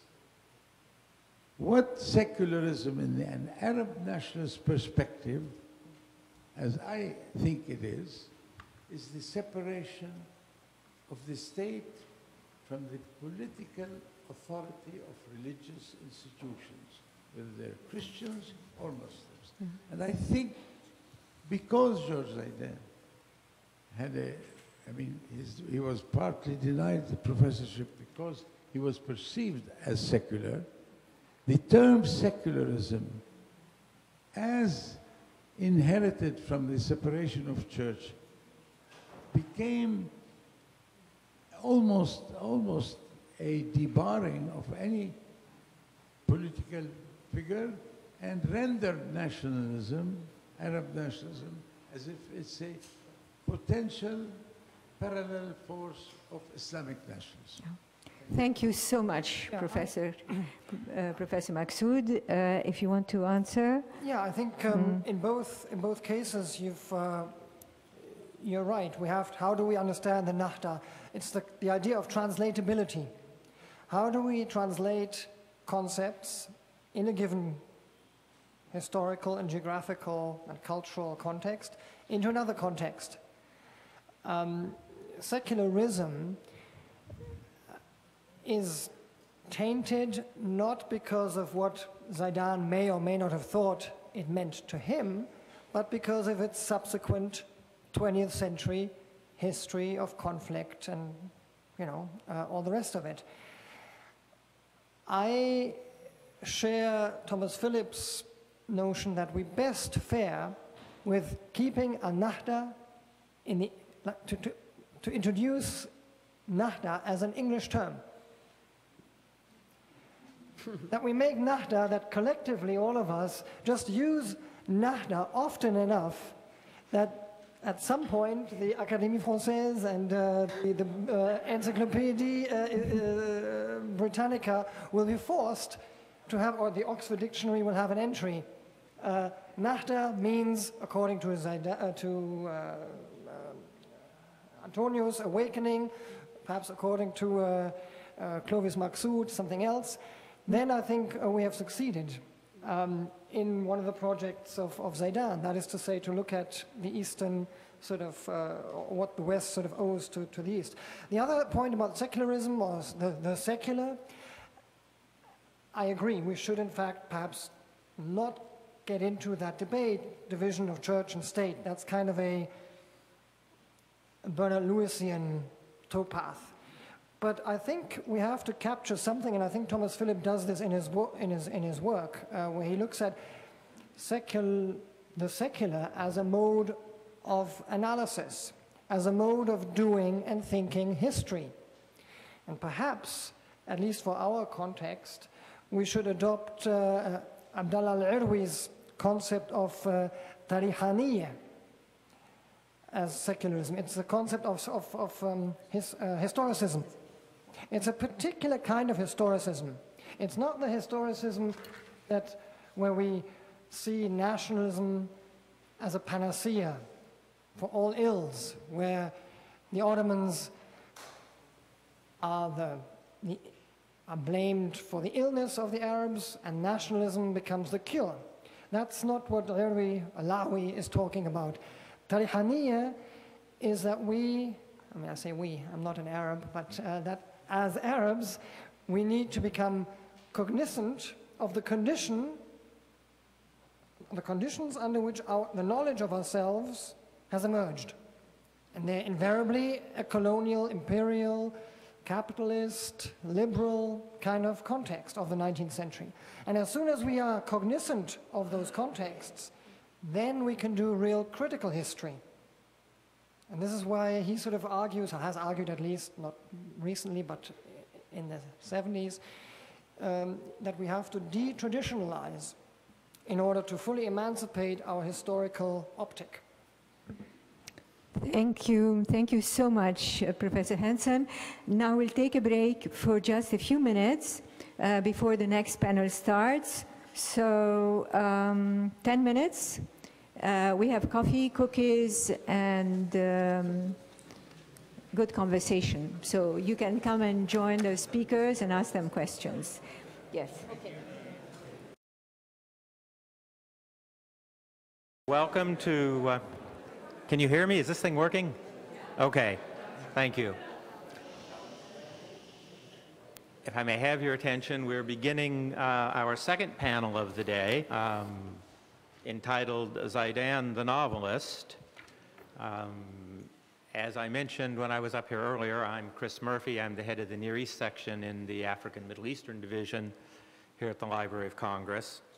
And before I introduce our first speaker, I would just like to make note that a long time ago when the world was young and I was working on my doctorate at the University of Washington in Seattle, I had as a topic the historical novels of Abdullah Qadiri, the first Uzbek to master the format of the novel.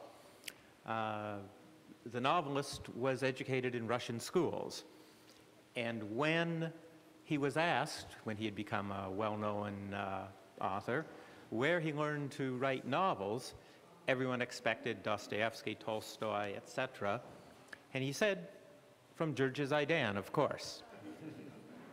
He read Zaidan probably in Arabic, Persian, and Ottoman Turkish, because not only did the novelist know Russian and his own local Uzbek, he was also well educated in Arabic, Persian, and Turkish.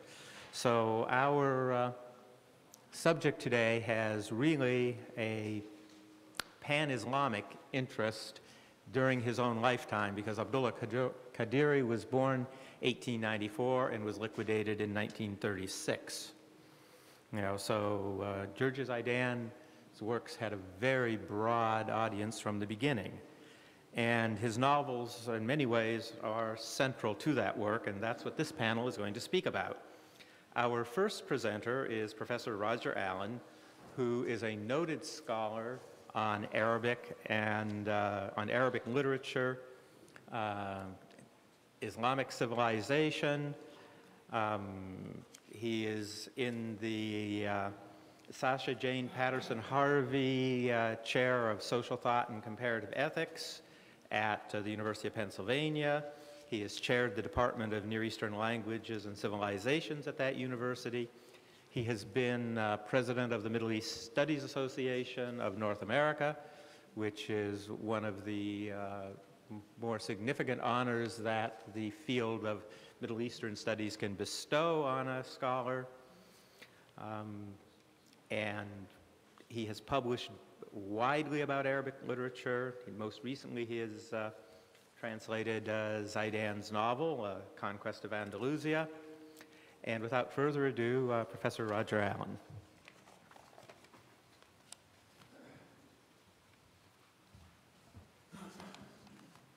Thank you, Dr. Murphy, and good morning. As has just been said, I'm a historian of the Arabic novel. But I'd like to start by using a quotation from Oscar Wilde. Now, Oscar Wilde is one of the great wits of the English language, of course, but on this occasion he's being rather serious, because what he says is, the one thing we owe to history is to rewrite it. I have written a book on the Arabic novel, and I've spent the last several years deciding that my book on the Arabic novel also needs to be rewritten. with a view to a large number of things, one of which, of course, is very germane to what we are talking about today, which is the need to radically rethink the beginnings of almost anything. And what I'm going to do, we've all, of course, written papers for this wonderful forthcoming volume, and mine is much too long, so I'm going to give you a sort of précis, a sort of scoop on what is to be expected. I will read my conclusions, but I'm going to start with the historical novel.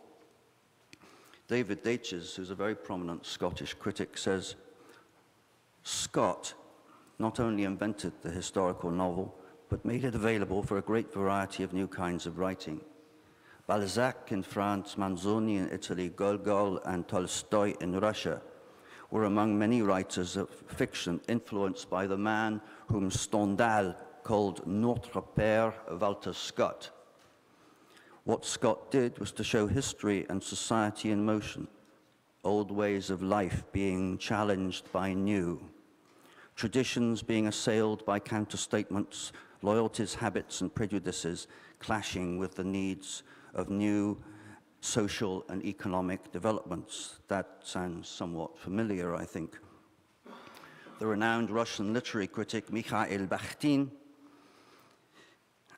is also among those who assess Scott's central importance in analyzing his concept of the combination of time and place is what he calls the chronotope, analyzing different categories of narrative according to the way in which these two elements are combined. He begins with what he calls adventure time. And citing Scott's novels as an example, he points to elements that will be familiar, surely, to those who have read any of Zaidan's novels. Undercover activities of secret benefactors and villains, the specific role of chance, various sorts of predictions and premonitions. I spend some time, guess what, talking about the Nahda. Again, since I'm the editor of the Cambridge History of Arabic Literature volume on the subject, I'm going to claim editor's rights at this point. As all commentators on whatever you want to call it have pointed out, it involves the Arabic-speaking world in renewed and intensified contact with Europe. However, the nature and duration of that contact varied widely from one region to another. For example, while Lebanon, the region of Zaidan's birth and upbringing, may have had contacts with Western Europe for several centuries, largely based on the Maronite community's links with Rome, there can be little doubt that the situation with regard to Egypt, in particular, the country to which he emigrated, differed considerably, in that its encounter with the European other took the far more abrupt form of the Napoleonic invasion of 1798. These reasonable variables, which become even more accentuated when we take into account the widely variant pre-modern histories of, for example, the Gulf region and the Maghreb, quite apart from the roles and policies of different European colonialisms, suggests strongly that any attempt to produce a single model of the Nahda process is doomed to inaccuracy, if not outright failure. The novels of Jurji Zaidan join with other fictional narratives penned in the 19th century in demanding that the early history of the development of the novel genre in Arabic needs to be rewritten, with a view to redressing the balance in terms of subregions and local histories. In that process, ongoing research on the role of the press, the functions of translation, and an emerging awareness of the role of women can contribute in valuable ways. It is here, however, I would suggest that the assessment of relative roles of the imported and the indigenous that contribute to a Nahda fails us, and for an easily identifiable reason. The pre-modern era, however one chooses to define it, but I'll here suggest the 16th to 18th centuries, presents us, even within that generally dismal scenario created by the utterly questionable designation of period of decadence, as a means of describing the cultural environment between the 13th and 18th centuries, it presents us with a very large hole in our appreciation of developments and continuities in the Arabic literary tradition and its genre.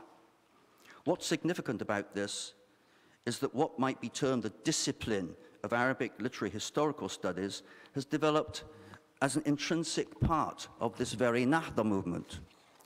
Arabic-speaking scholars who were sent to Europe to study returned to their homelands fully aware of the radically different aesthetic norms they'd encountered during their time away, and proceeded to project them retrospectively onto their own culture. One of the earliest of these is, of course, the renowned Rifa' al-Tahtawi, who's been mentioned already this morning, who played a major role in Egyptian cultural life in general.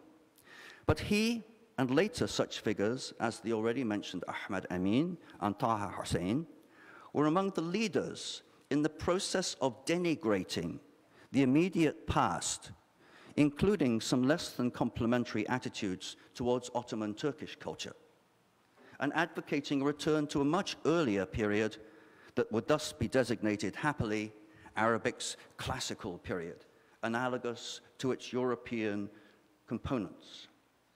Some scholars have even now begun to suggest that the term self-orientalization be used with reference to this scholarship. Let me now turn briefly to talk about Zaidan's novels. There's more about the Nahda, but you already heard enough about that. Okay. Here's what Zaidan has to say in the introduction to his novel Al-Hajjaj ibn Yusuf. We have started preparing readers' minds with all their variety in terms of class knowledge and attainment. Notice his appreciation of this. To read about history by publishing a series of historical novels in Al-Hilal. That was because studying pure history is too hard for normal readers, especially in our country where such learning is still in its infancy. We have therefore had to adopt particular strategies so as to publish academic materials in the form that people will want to read. Novels are clearly the best way of achieving those goals. Now, here is where the linkage I've already drawn by quotation between Zaidan and Scott comes home to roost.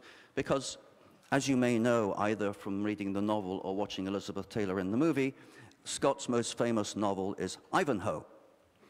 Now, Ivanhoe is preceded by a wonderful sardonic introduction, a letter addressed to a certain Reverend Dryersdust.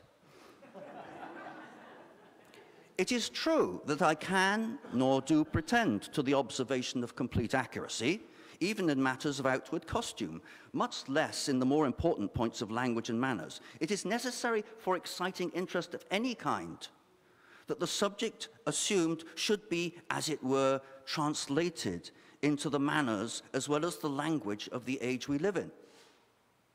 I have so far explained our ancient manners in modern language and so far detailed the characters and sentiments of my persons that the modern reader will not find himself, I should hope, much trammeled by the repulsive dryness of mere antiquity.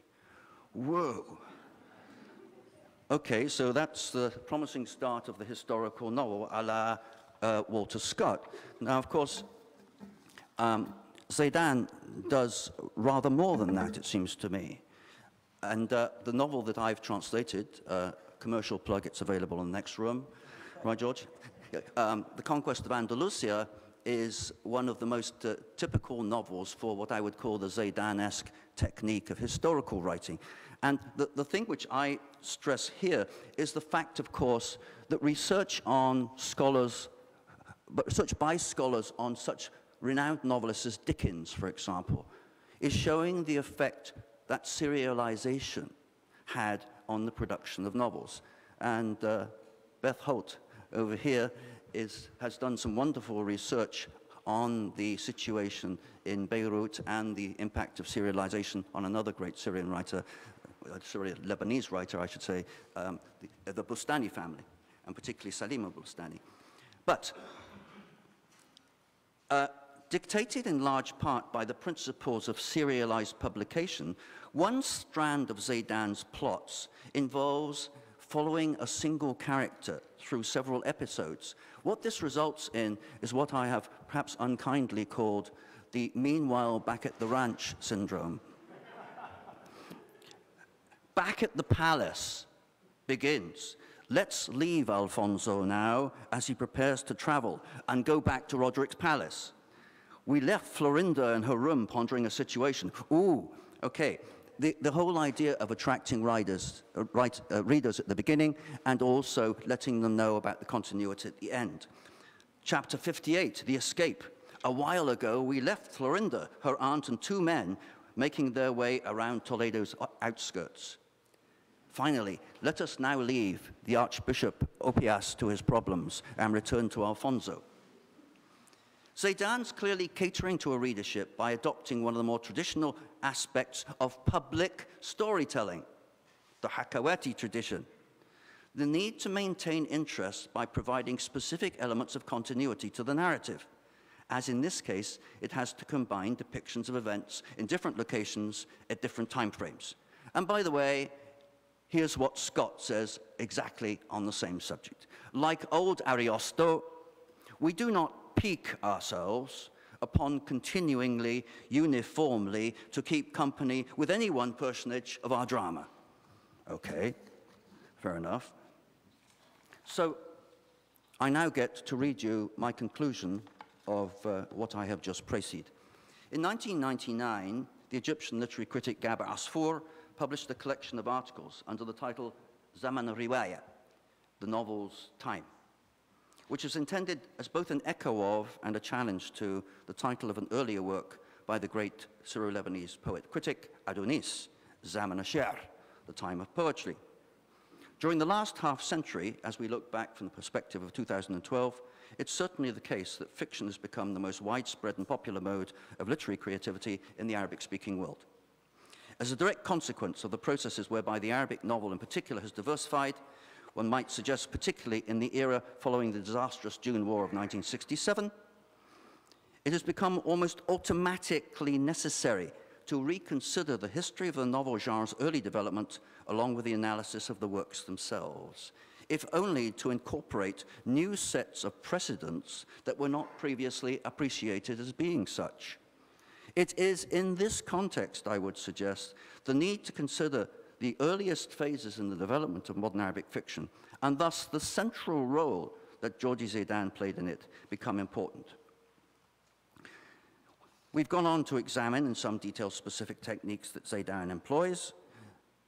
I would like to begin that process of reconsidering Zaidan's place in this process by asserting once again that the quest for a single strand in the emergence and development of any literary genre is a virtual impossibility. As a corollary of that assertion, any claim of firstness for a particular work is bound to be of limited validity and value. Instead, I'd suggest, in the particular context of the Arabic novel's early development, we need to examine a whole series of different cultural trends in the 19th century itself, but also in the period anterior to it, and that's where life gets difficult. I've suggested the movement known as Nahda involves both imported and indigenous elements, and that any assessment of generic development demands an examination of the relative balance between the two. The example of Zaidan, his career, and the novels he wrote provide us with an excellent model by which to test these principles.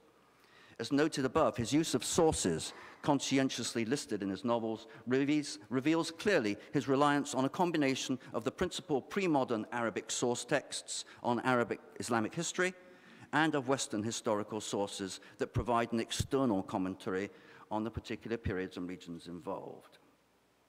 It was thus to provide a crucial role in the development of not only a sense of Arab identity, but also of the fictional genre whereby that identity could be explored in the creation of what Benedict Anderson has famously termed one of a series of imagined communities.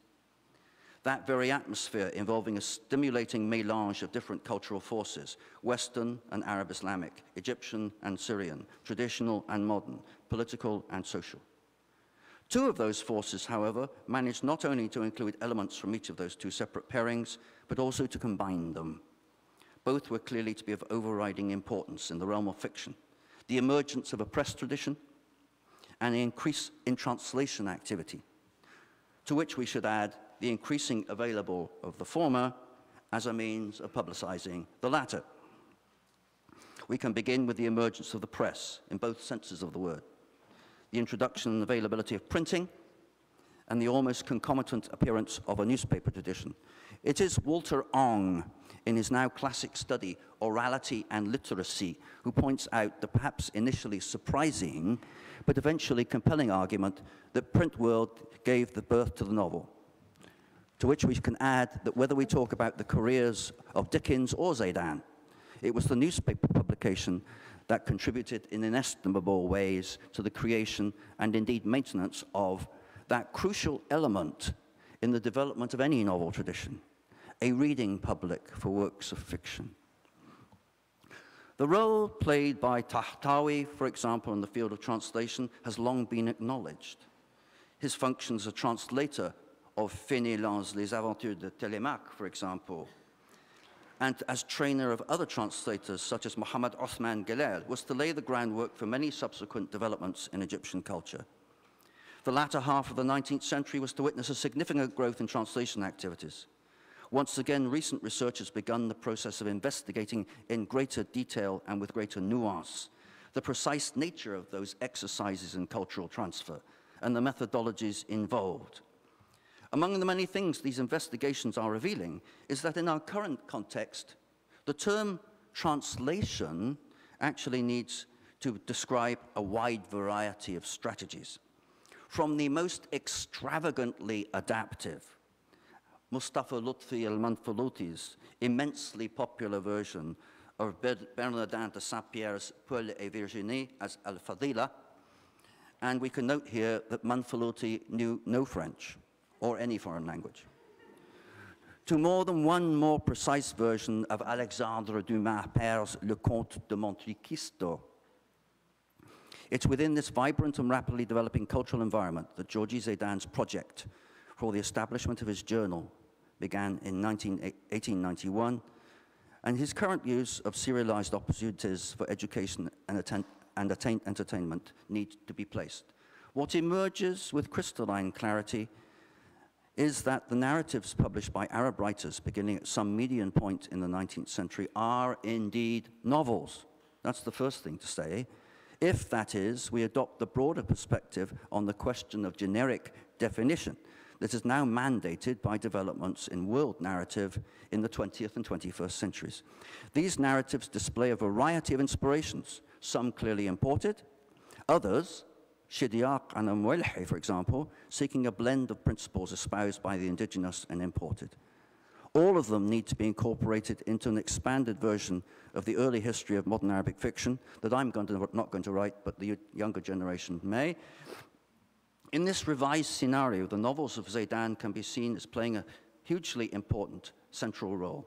They illustrate not only the effective use of historical fiction as means of fostering a sense of national identity and heritage, but also the ways in which the Arabic press was to become the major means for encouraging and maintaining a readership for fiction, that being a situation that has prevailed right up till recent times, as the career of one of Zaidan's successors, the 1988 Nobel laureate Najib Mahfouz, makes very clear. Thank you.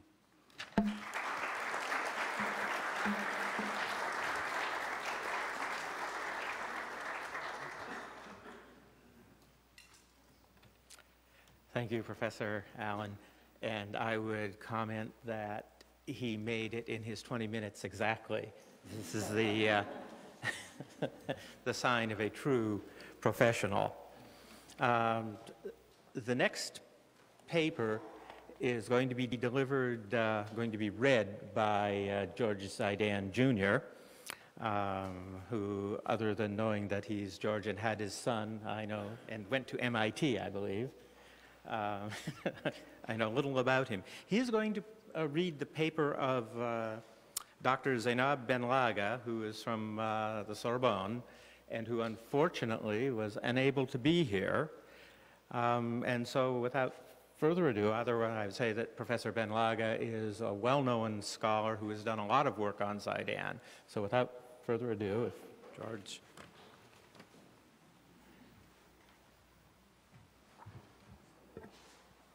Thank you very much. I knew MIT would end up in there somewhere. So I'm going to be talking a little bit about Zaidan, the novelist, and particularly the image and roles of women in his novels.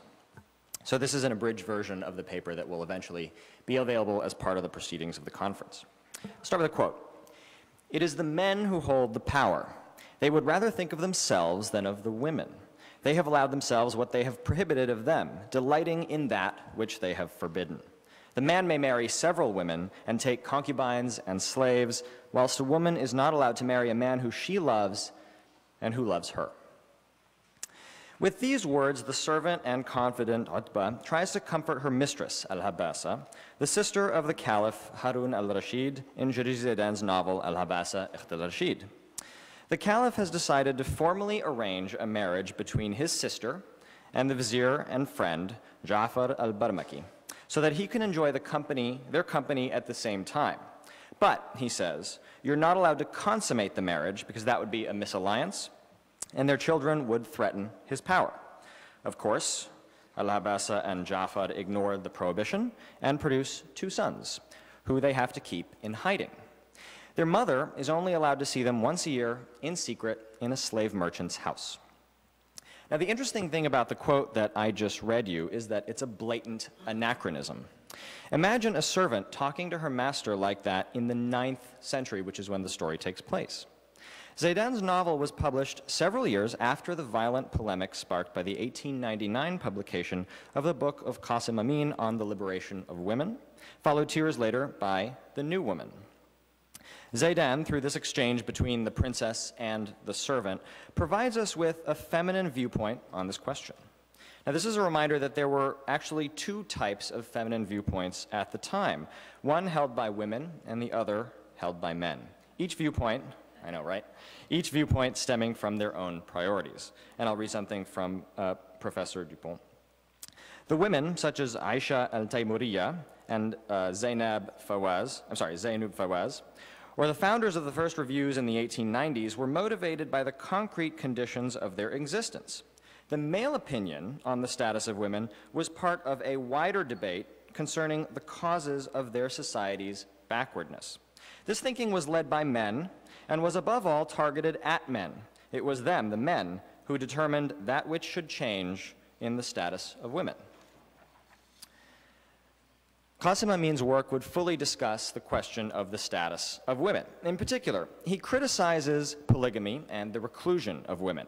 For him, the veil completely covering the woman is not an Arabic custom, but a foreign one, adopted by the Arabs and later legitimized by scholars of Islamic law. Since this is only a custom, he says, it's possible to change it, and furthermore, it's the job of the politicians to change it. Amin also specifies that there is no Quran-based text specifying that women wear this type of clothing.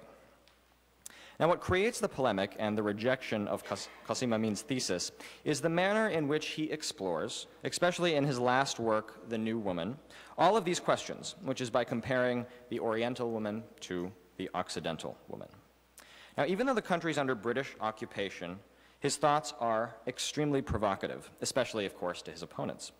They accused him of promoting a European view, which blamed the status of women for the backwardness of Egyptian society, and hence justified Great Britain's mission to civilize, quote-unquote, the country.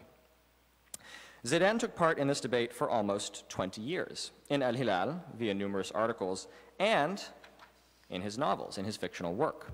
That genre, historical fiction, permitted Zaidan to tackle sensitive questions concerning the status of women without too much fear of provoking debate or risking being accused of attacking Islam. It also shows, through the experiences of the female characters, very real situations that are felt more strongly by the readers than a historical analysis might be. And of course, the historical novels were read by a much larger audience than his other writings. Now, women are prominent in Zaidan's work. To see this, you just have to look at the titles. Of his 22 novels, 8 evoke female characters.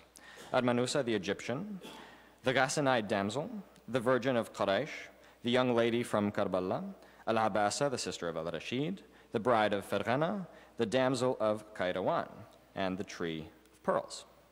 In case you're wondering, this is only one shy of the number of titles that evoke male characters. Zaidan clearly wants to show his readers the important roles that women have played in history.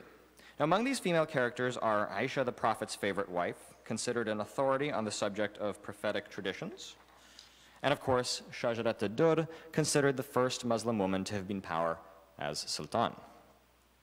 For Zaidan, women's emancipation, is vital and urgent.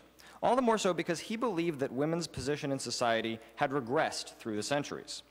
The principal cause of this regression, from which all the other causes stem, he says, is the confinement of women.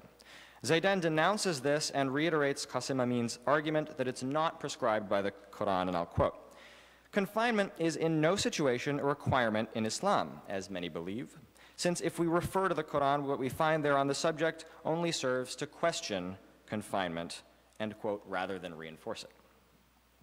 According to Zaidan, women benefited from a certain freedom of movement in pre-Islamic times up to the Umayyad period. In the Virgin of Quraysh, Aisha bint Abi Bakr, and especially Asma, a fictitious character, have great freedom of movement. In the novel, we meet Aisha for the first time in Mecca, where the mother of the believers had sought refuge from the troubled political climate reigning in Medina. Later, she leaves for Basra, where Asma finds her during the Battle of the Camel. Each time, these departures are presented as being of her own initiative. Showing a historical character of this importance, moving with total freedom, without having to defer to any masculine authority, must have had an impact on the reader of the day. For Zaidan, the confinement of women begins with the introduction of gawari, or slave girls, that men take as concubines. Through the power these slaves hold over the men, they exude a highly negative image of femininity, which would result in a sense of mistrust between the sexes. Zaidan concludes that the practice of taking concubines degraded the social status of women. Thomas Phillips summarizes Zaidan's position on this subject well, and I quote, "From the moment women became a purchasable merchandise, men began to doubt the integrity and virtue of their own free wives and began to lock them away." For Zaidan, the confinement of women became a common practice in the Orient during the Umayyad period and peaked at the time of the Abbasids. The perfect illustration is Al-Habasa, sister of Al-Rashid. The woman lives in total seclusion and is under constant surveillance by armed guards, both to prevent her movements and to report her every action back to the relevant authorities. Now, the Badamaki viziers hold the keys to the palace of the women. Even the wife of the caliph, Zubaydah, her freedom of movement is limited. For Zaidan, confining a woman corrupts her morals and transforms her into a sort of living dead. Zubaydah is this living dead, affected woman that Zaidan denounces, a woman driven to vice through idleness. Al-Abasa views her as an unfit wife who encourages her husband's infidelity. She says, "Your wife Zubaydah has given you 10 magnificent slaves, but she didn't realize that in doing so, she would humble herself." Now, marriage remains the only accomplishment of our heroines. In the novels, Zaidan tackles the question of marriage exclusively from the woman's point of view, but in Al-Hilal, the viewpoint is mostly male. Zaidan denounces in his articles the traditional criteria upon which a man bases his choice of future wife, which were at the time the fortune of her family, her social position, her beauty, and her lack of knowledge. Yeah. The young man only sees the young woman on the day of their engagement, and she only hears about her future husband once everything has already been decided. Now, Zaidan sees two major risks in these arranged marriages, which are often forced marriages. Adultery is the first one. The second one is the woman running off with another man if she doesn't like the husband chosen for her. In Zaidan's fictional work, the question of marriage is preceded by questions of noble birth and equality of birth. So the husband-to-be must be at least the equal of the young woman.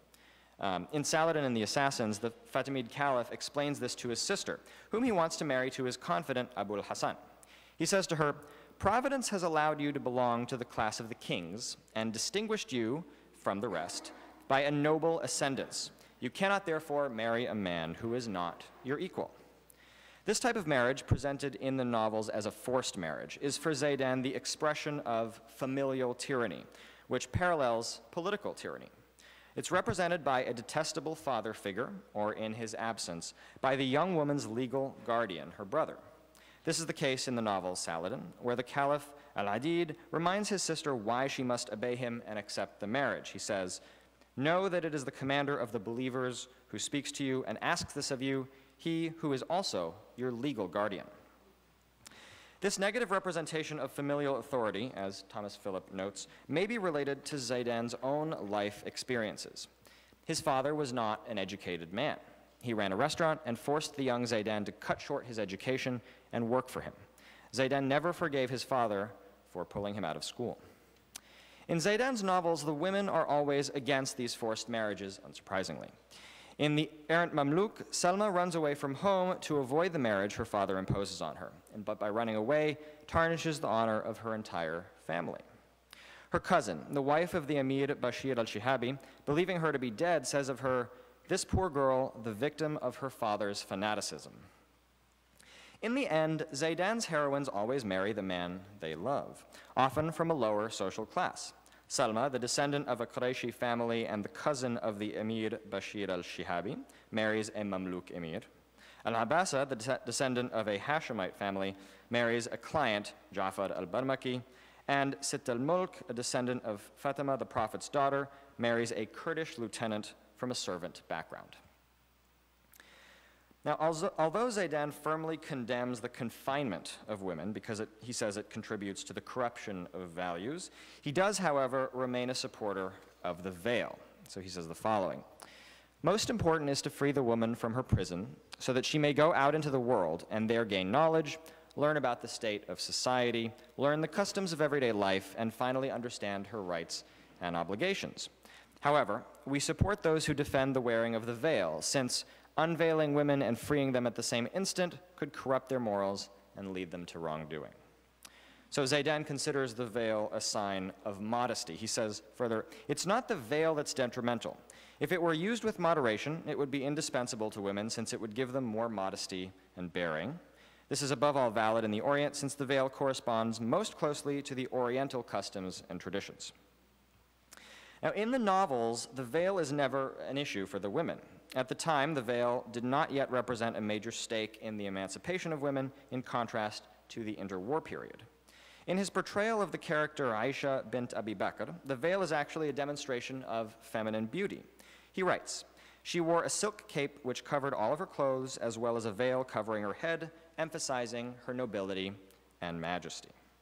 In the novel Saladin, the unveiling of Sitt al-Mulk before Imad al-Din during their secret meeting in the princess's apartments, is a conscious choice. It's a privilege that she accords her loved one, proof of her love and trust. She removes her veil at, quote, "the right moment, as he is her choice, the one that she will marry." So, let's see, concluding here. For Zaidan, the emancipation of women is not an end in and of itself, but rather it's in the nation's best interest. Zaidan hopes that women will play a role in modern society, and the title of one of his articles says it all. It is, "The Nation is the Product of Its Mothers." So he says it's in the role of wife and mother that Zaidan feels a woman takes her place in society. His heroine, Al-Abbasa, in the first pages of the novel, dreams of being able to devote her life to looking after the children from whom she is separated. She says how beautiful these children are and what pretty names they have. I hope that God will allow me one day to live with them, be it living in a miserable hut or a tent in the steppe. For Zaidan, the fundamental role of women is to take care of the home, support their husbands, and educate their children. And it's for these purposes that women may be educated. In The Revolution of the Young Turks, the heroine is a well-educated young girl interested in the political debates of her time, but her goal isn't to work, nor is it to take part in politics. She puts her intelligence and wisdom to use by serving her fiancé, Remzi, a journalist. She proofreads and corrects his articles, in which he often gets carried away. She also supports him in his political activity, opposing the Ottoman Sultan. By contrast, the women who try to play political roles are presented as unnatural, unfit wives or mothers. Shajrat ad-Dur, newly widowed, is ready for anything. She has the son of her late husband, Turan Shah, killed, with the help of Aybak, who she loves and marries, but who would betray her. She then has him killed and will end up being assassinated herself.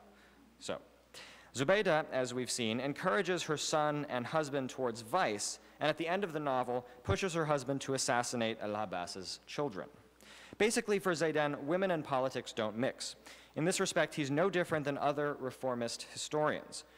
Jocelyn Dakhila rightly says that these reformist historians are much less sympathetic to women who've played a role in history than the historians of the classical period. In his fictional work, Zaidan seems to want to inscribe the status of women into the pages of history, laying out in his 22 novels the different stages of its evolution. His approach to the status of women is strongly colored by both the risks of his time and by his own reformist ideas. The preoccupations of his female characters are often those of his own time, rather than those of the societies in which the characters live. This is a conscious choice to make it easier for the reader to identify with the characters and in this way ensure the popularity of his novels. Now, this omnipresence of present-day and reformist issues in Zaidan's historical novels shows us how urgently the author and his contemporaries wanted to reform society. This also makes his fictional work witness to an era, the Nahda, of which Zaidan is one of the greatest figures. So on behalf of Zainab Ben Lagha, thank you.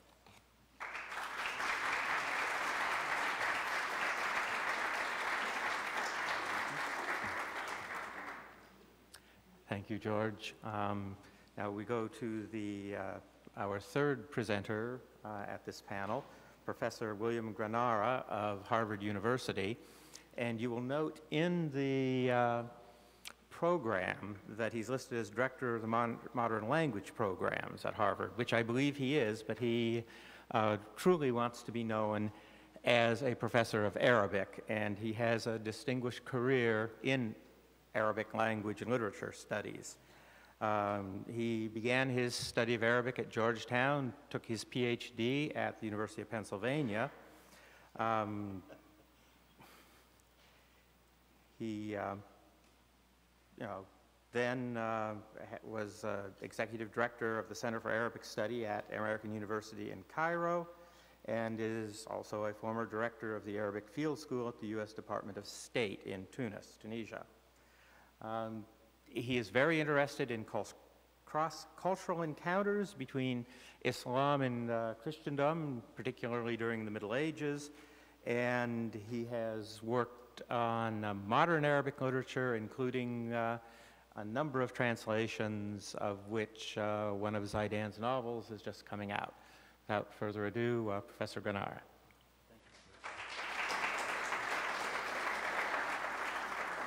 Good morning, everybody. I know everybody's getting hungry, so I'll try to be as fast as I can. Allow me also to join others in thanking our hosts, the members of the Library of Congress, and particularly to George and Heda for your vision, your generosity, and your hospitality. My project here today is to try to identify something that I would call a historical poetics of the Zaidanian novel, and I'm using Al-Andalus in particular for several reasons. First, as a medievalist and as a scholar of Muslim Spain and Sicily, obviously that part of the world and that time interests me. I'm also interested in the ways in which literature and history intersect as well. Secondly, Al-Andalus continues to be a haunting reference for Arabic creative writing all the way until today. And it is particularly this part of the world and against the ongoing contentious relations, at times high and at times not so high, between Europe and the Arab world, or between East and West.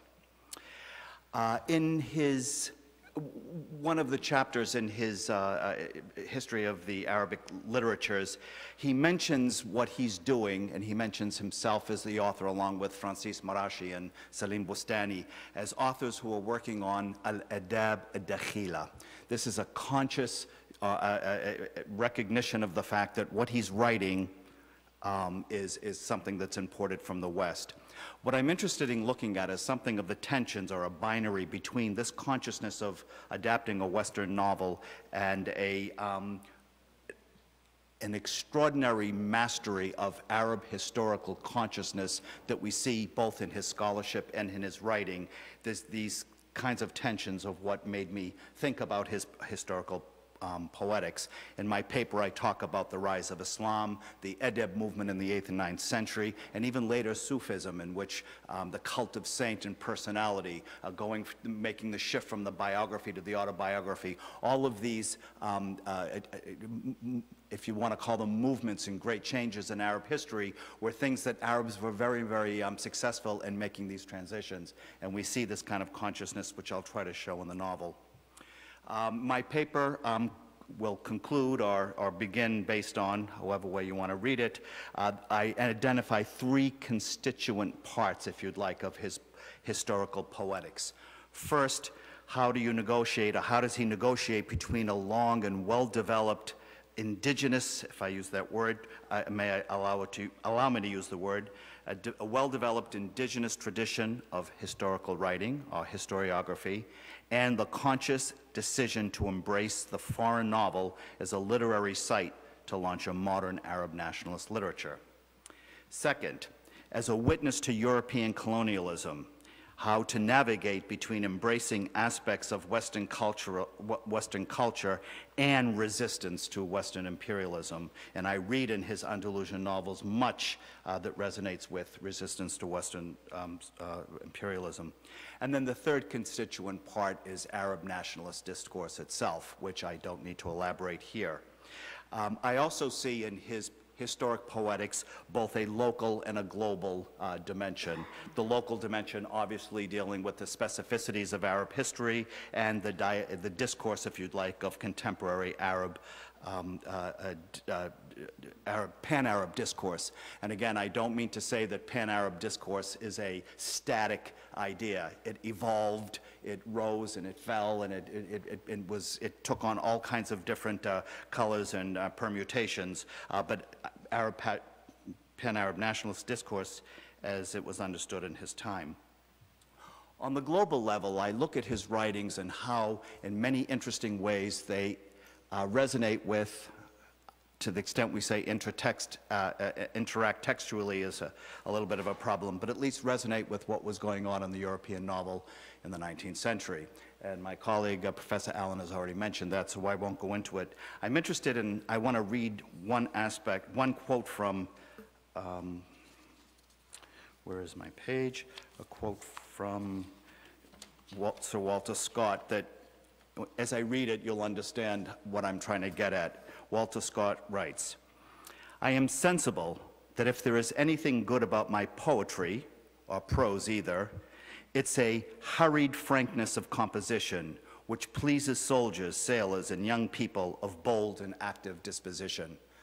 So here, this entertainment value, this kind of popular appeal that we talked about a little bit earlier, is very much a part and parcel of both the Scott novel and the Zaidan novel as well. I'm also interested in looking at the ways that his historical writing or his historical novelistic project resonates as well with Alessandro Manzoni. I'm particularly interested in the connection between Italy and Syria, Egypt at the time, because Italy was both linguistically and politically divided, and also Italy was dealing with the tensions between tradition and modernity, very much what was going on in the Arab world. Also, Manzoni talks, one could say that Manzoni was obsessed with this kind of tension in every historical novel between what he would call the facts of real history and the fictions of invention, and that he said that every historical novel has to deal in some way with these two different things that are going on. And then finally, I choose, as I mentioned before, the Andalusian time space, if you'd like, again, because of its the ongoing richness that it provides for contemporary Arabic thought, both as not only as a way of thinking about the past, but also thinking very much about the present. I've written in other articles in which writing Al-Andalus has not so much to do with history, but what to do with the present, and also how Arabs would articulate their ideas of the future. And with that, I'm going to shift to the last 4 pages, if you'd like, of my text, so I can get this thing wrapped up in time and we can eat. The fact that Jurji Zaidan composed 3 novels on the early history of the Arabs in Spain, Al-Andalus, is highly significant, given the state of affairs of his own time, European colonialism, cross-cultural conflict and fertilization, religious rivalries, ethnic tensions, cultural creativity, and the expansion of new physical and intellectual frontiers. The history of Muslim Spain bore rich significance for the Zaidanian novelistic project. The 8th centuries of Islamic civilization north of the Mediterranean, well into Christian European territory, provide a massive archive from which the modern Arab could draw examples of its earlier encounters with and ascendancy over his European counterpart. In the particular time-place of Arab history in Spain is neatly folded a universe of facts and figures that collectively constitute a discrete chapter in Arab history replete with rise and fall narratives, the lessons of which provided the historical novelist with expansive fertile ground to entertain and educate an eagerly receptive audience. Zaidan's Andalusian trilogy, as I like to call them, there are 3, deal with momentous historical events. The conquest of Spain deals with the Arab defeat of the Visigoths in the conquest of the Iberian Peninsula in 711.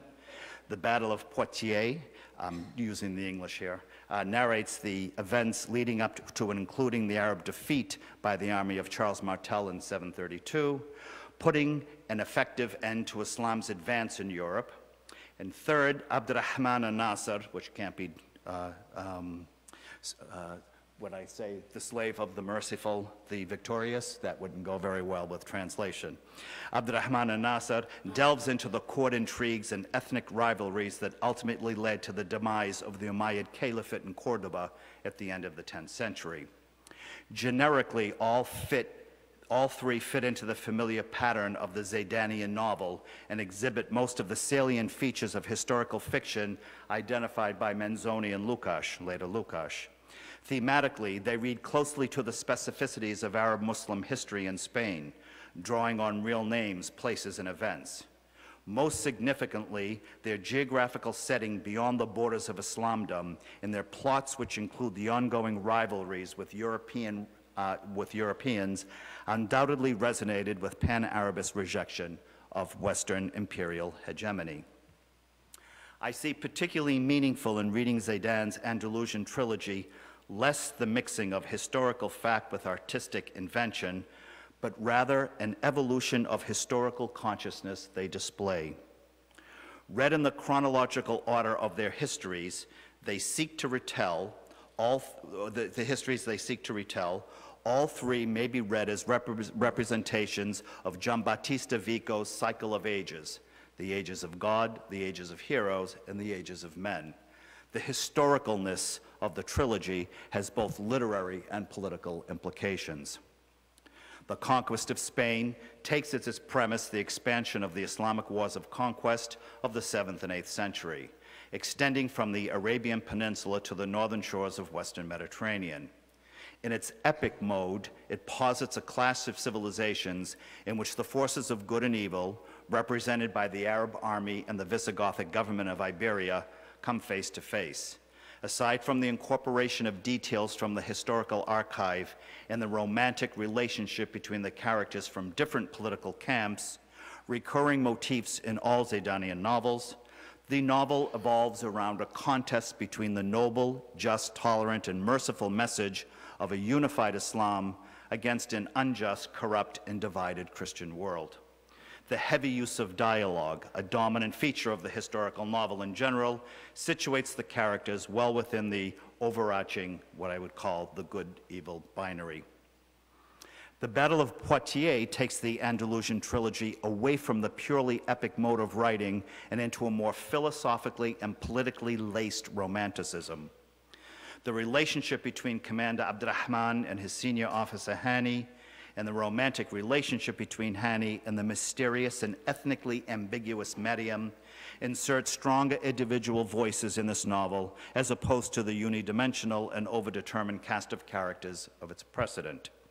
The theme of the novel, the defeat of the Muslim army in central France by the forces of Charles Martel, brings the novel onto complicated political terrain on which the Arab defeat must be considered and explained. While the conquest of Spain glorifies Arab military, religious, moral, and historical ascendancy over Europe, the Battle of Poitiers draws attention to divisiveness, weakness, and the limitations of power. These novels, written and read during the period of European colonial rule through much of the late 19th and early 20th century, offer up the lessons of history with which, as I have argued elsewhere, Arabs could understand their past, view their present, and aspire for a better future. The third Andalusian novel, Abdurrahman al-Nasir, takes the historical novel into further realistic modes of writing and well within the outskirts of the modern novel. The good versus evil binary in the world of gods and heroes are replaced by men in all their free will and agency. The Arab versus non-Arab, the good Muslim versus bad Christian, is backgrounded, allowing the bifurcated Arab, politically, socially, and intellectually divided and hostile, to take center stage. The Caliph Abdurrahman al-Nasir's murder of his own son on suspicion of plotting against his father for being replaced by a younger brother in the line of succession provides the skeleton to the plot of the novel. And the cast of characters who jockey for positions or join the various opposition groups provide the flesh. This is a quote from Manzoni talking about the novel providing the flesh of history. The Cordoba of the late 10th century is the modern metropolis where political and professional ambitions prompt men and women to do bad things. Once again, the lessons of history are retold with much flesh on the skeleton, as Manzoni would say, to illustrate, educate, and entertain and guide the modern reader toward the path of unity and progress. And I have a quick, do I have time? I'm finished? Oh, okay, I'll read my conclusion. It's very facile, but since I got the 5 minutes, hey, I think I'll use it. In his astute observation that it is the reawakening of past national greatness which gives strength to hopes of national rebirth, end the quote, George Lukács was speaking as much about the modern Arabic novel, in my view, as he was about German nationalism. In the composition of his historical fiction in general, and in the Andalusian trilogy in particular, Zaidan maintained an equal focus on the past and present. By incorporating the many specifics of Andalusian history, bringing it alive in all its richness and complexity, its rises and declines, he recreated a fictional cosmos in which the many indulgences of invention aside, he recreated a fictional cosmos in which, the many indulgences of invention aside, he remained faithful to the lessons, the real lessons of Andalusian history. That is, that it was a dynamic process in which men and women came to define their lives and determine their own fates. Zaidan's progression in the literary modes of his own creative writing in his novelistic project, at least here, from the epic to the romantic to the almost realistic, reflects a historical consciousness he himself developed as a novelist, historian, and thinker.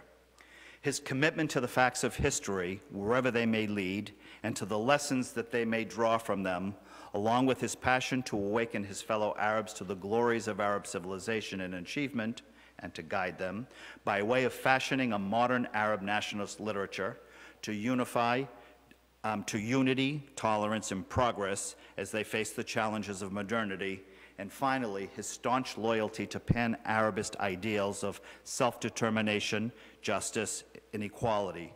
That was a big, long sentence. Sorry for the convoluted syntax. All in combination comprise a historical poetics to which he bequeathed to future generations. Thank you.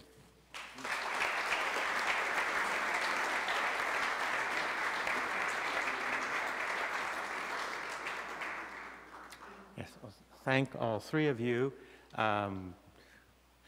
Lunch is in the back, but we have time for, I think, 2 quick questions. And the first person I see is Professor Hanssen. Thank you very much for all great presentations. I have a question, I guess, just for the present presented. Father Andalus, I've been wondering,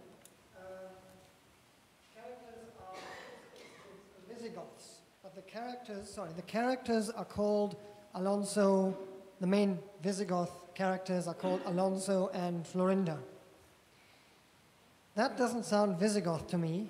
It sounds more the Tempest of Shakespeare to me.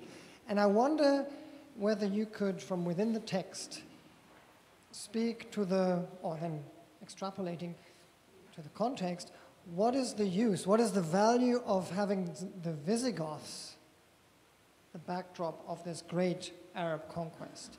Because the Visigoths are not your Spanish Catholic sort of enemies. They are... Well, they're foreigners. And he makes that point. But they're not necessarily... They're not indigenous Iberians. Right. And the point that he's making is that these people were as much foreign invaders to this country. And they're not good Christians either, land. I guess. Well, they're Aryan, they're split.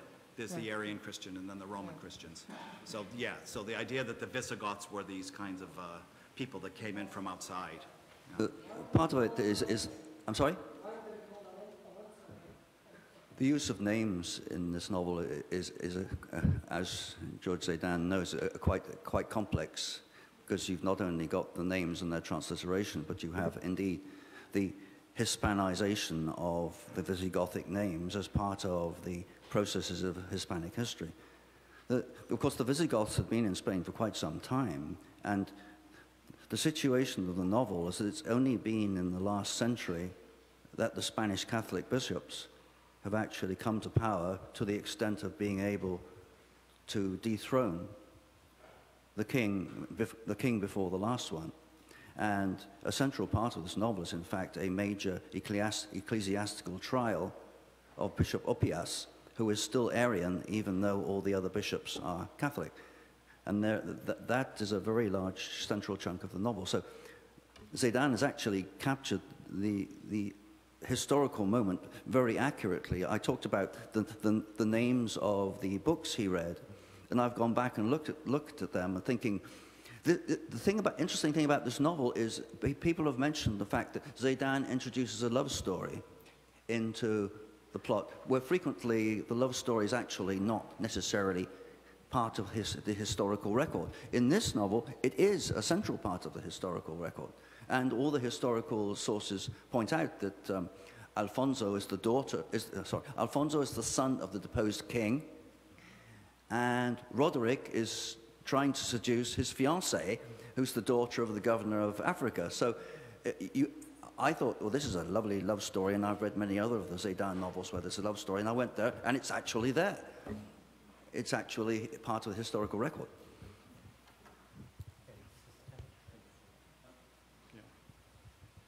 Some of you know the novels of Amin Maalouf, and he has a couple of them on Andalusia. And I was wondering whether he was not influenced by Jurji Zaidan and took some of his, he's now getting the French Académie Française, and I was wondering if some of his ideas were not, I won't say stolen from Jurji Zaidan, but influenced anyway.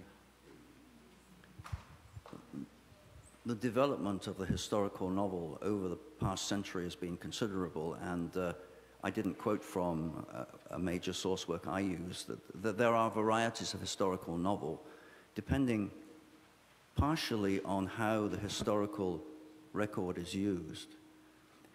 And part of the problem today, I don't know if any of you read the wonderful book called Reality Hunger by David Shields. It's called A Manifesto. But it's entirely about narrative and the spectrum of narrative and the entire notion that the ability to pin anything down as being, quote, true, unquote, or that the historical record is anything more than a narrative written by somebody putting some things in and leaving some things out, which is essential. In other words, the fictionality of almost any narrative record you wish to produce. And when this becomes particularly interesting in the historical narrative, because there's the question of use of sources and things like that. David Maalouf is aware of the sources, but I think he tends more towards a deliberate fictionality, which is characteristic of many modern historical novels written in a variety of different cultures. I've recently been astonished to discover that one of the finest English historical novels was written by somebody called Mary Evans, and I don't know if you know who Mary Evans is.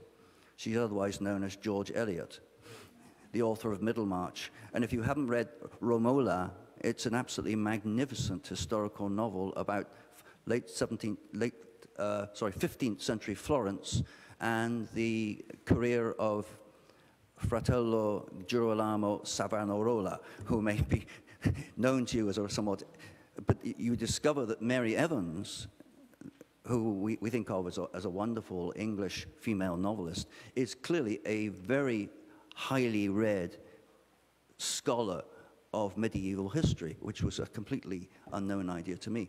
But the historical novel, in other words, it seems to me, has changed and developed, particularly in the Arab world since 1967. We think of Gamal Ghitani, for example, and Zini Barakat, but a whole series of other writers who are now using history in different ways. And I think David Maalouf is not... Amin Maalouf, yes. David Maalouf is an Australian writer. But yes, Amin Maalouf, I think he has other things in mind than simply trying to use history to illustrate the past or to provide political solutions to present issues. He is indeed writing historical fiction. Okay, in that case... There's another question right here, right? It has to be very quick. I did have a conversation with Amin Maalouf, and he said he was very interested in the work of Zaidan. I don't know about the influence, but obviously he was very familiar with it. Thank you. Okay, now lunch has been set out, and so I invite you all to the back and the side of the room to partake. And we're running about 10 minutes late, but we have about an hour and 20 minutes, so we will reconvene at 2 for the third panel. Oh, and before you gentlemen... Already. Thank you.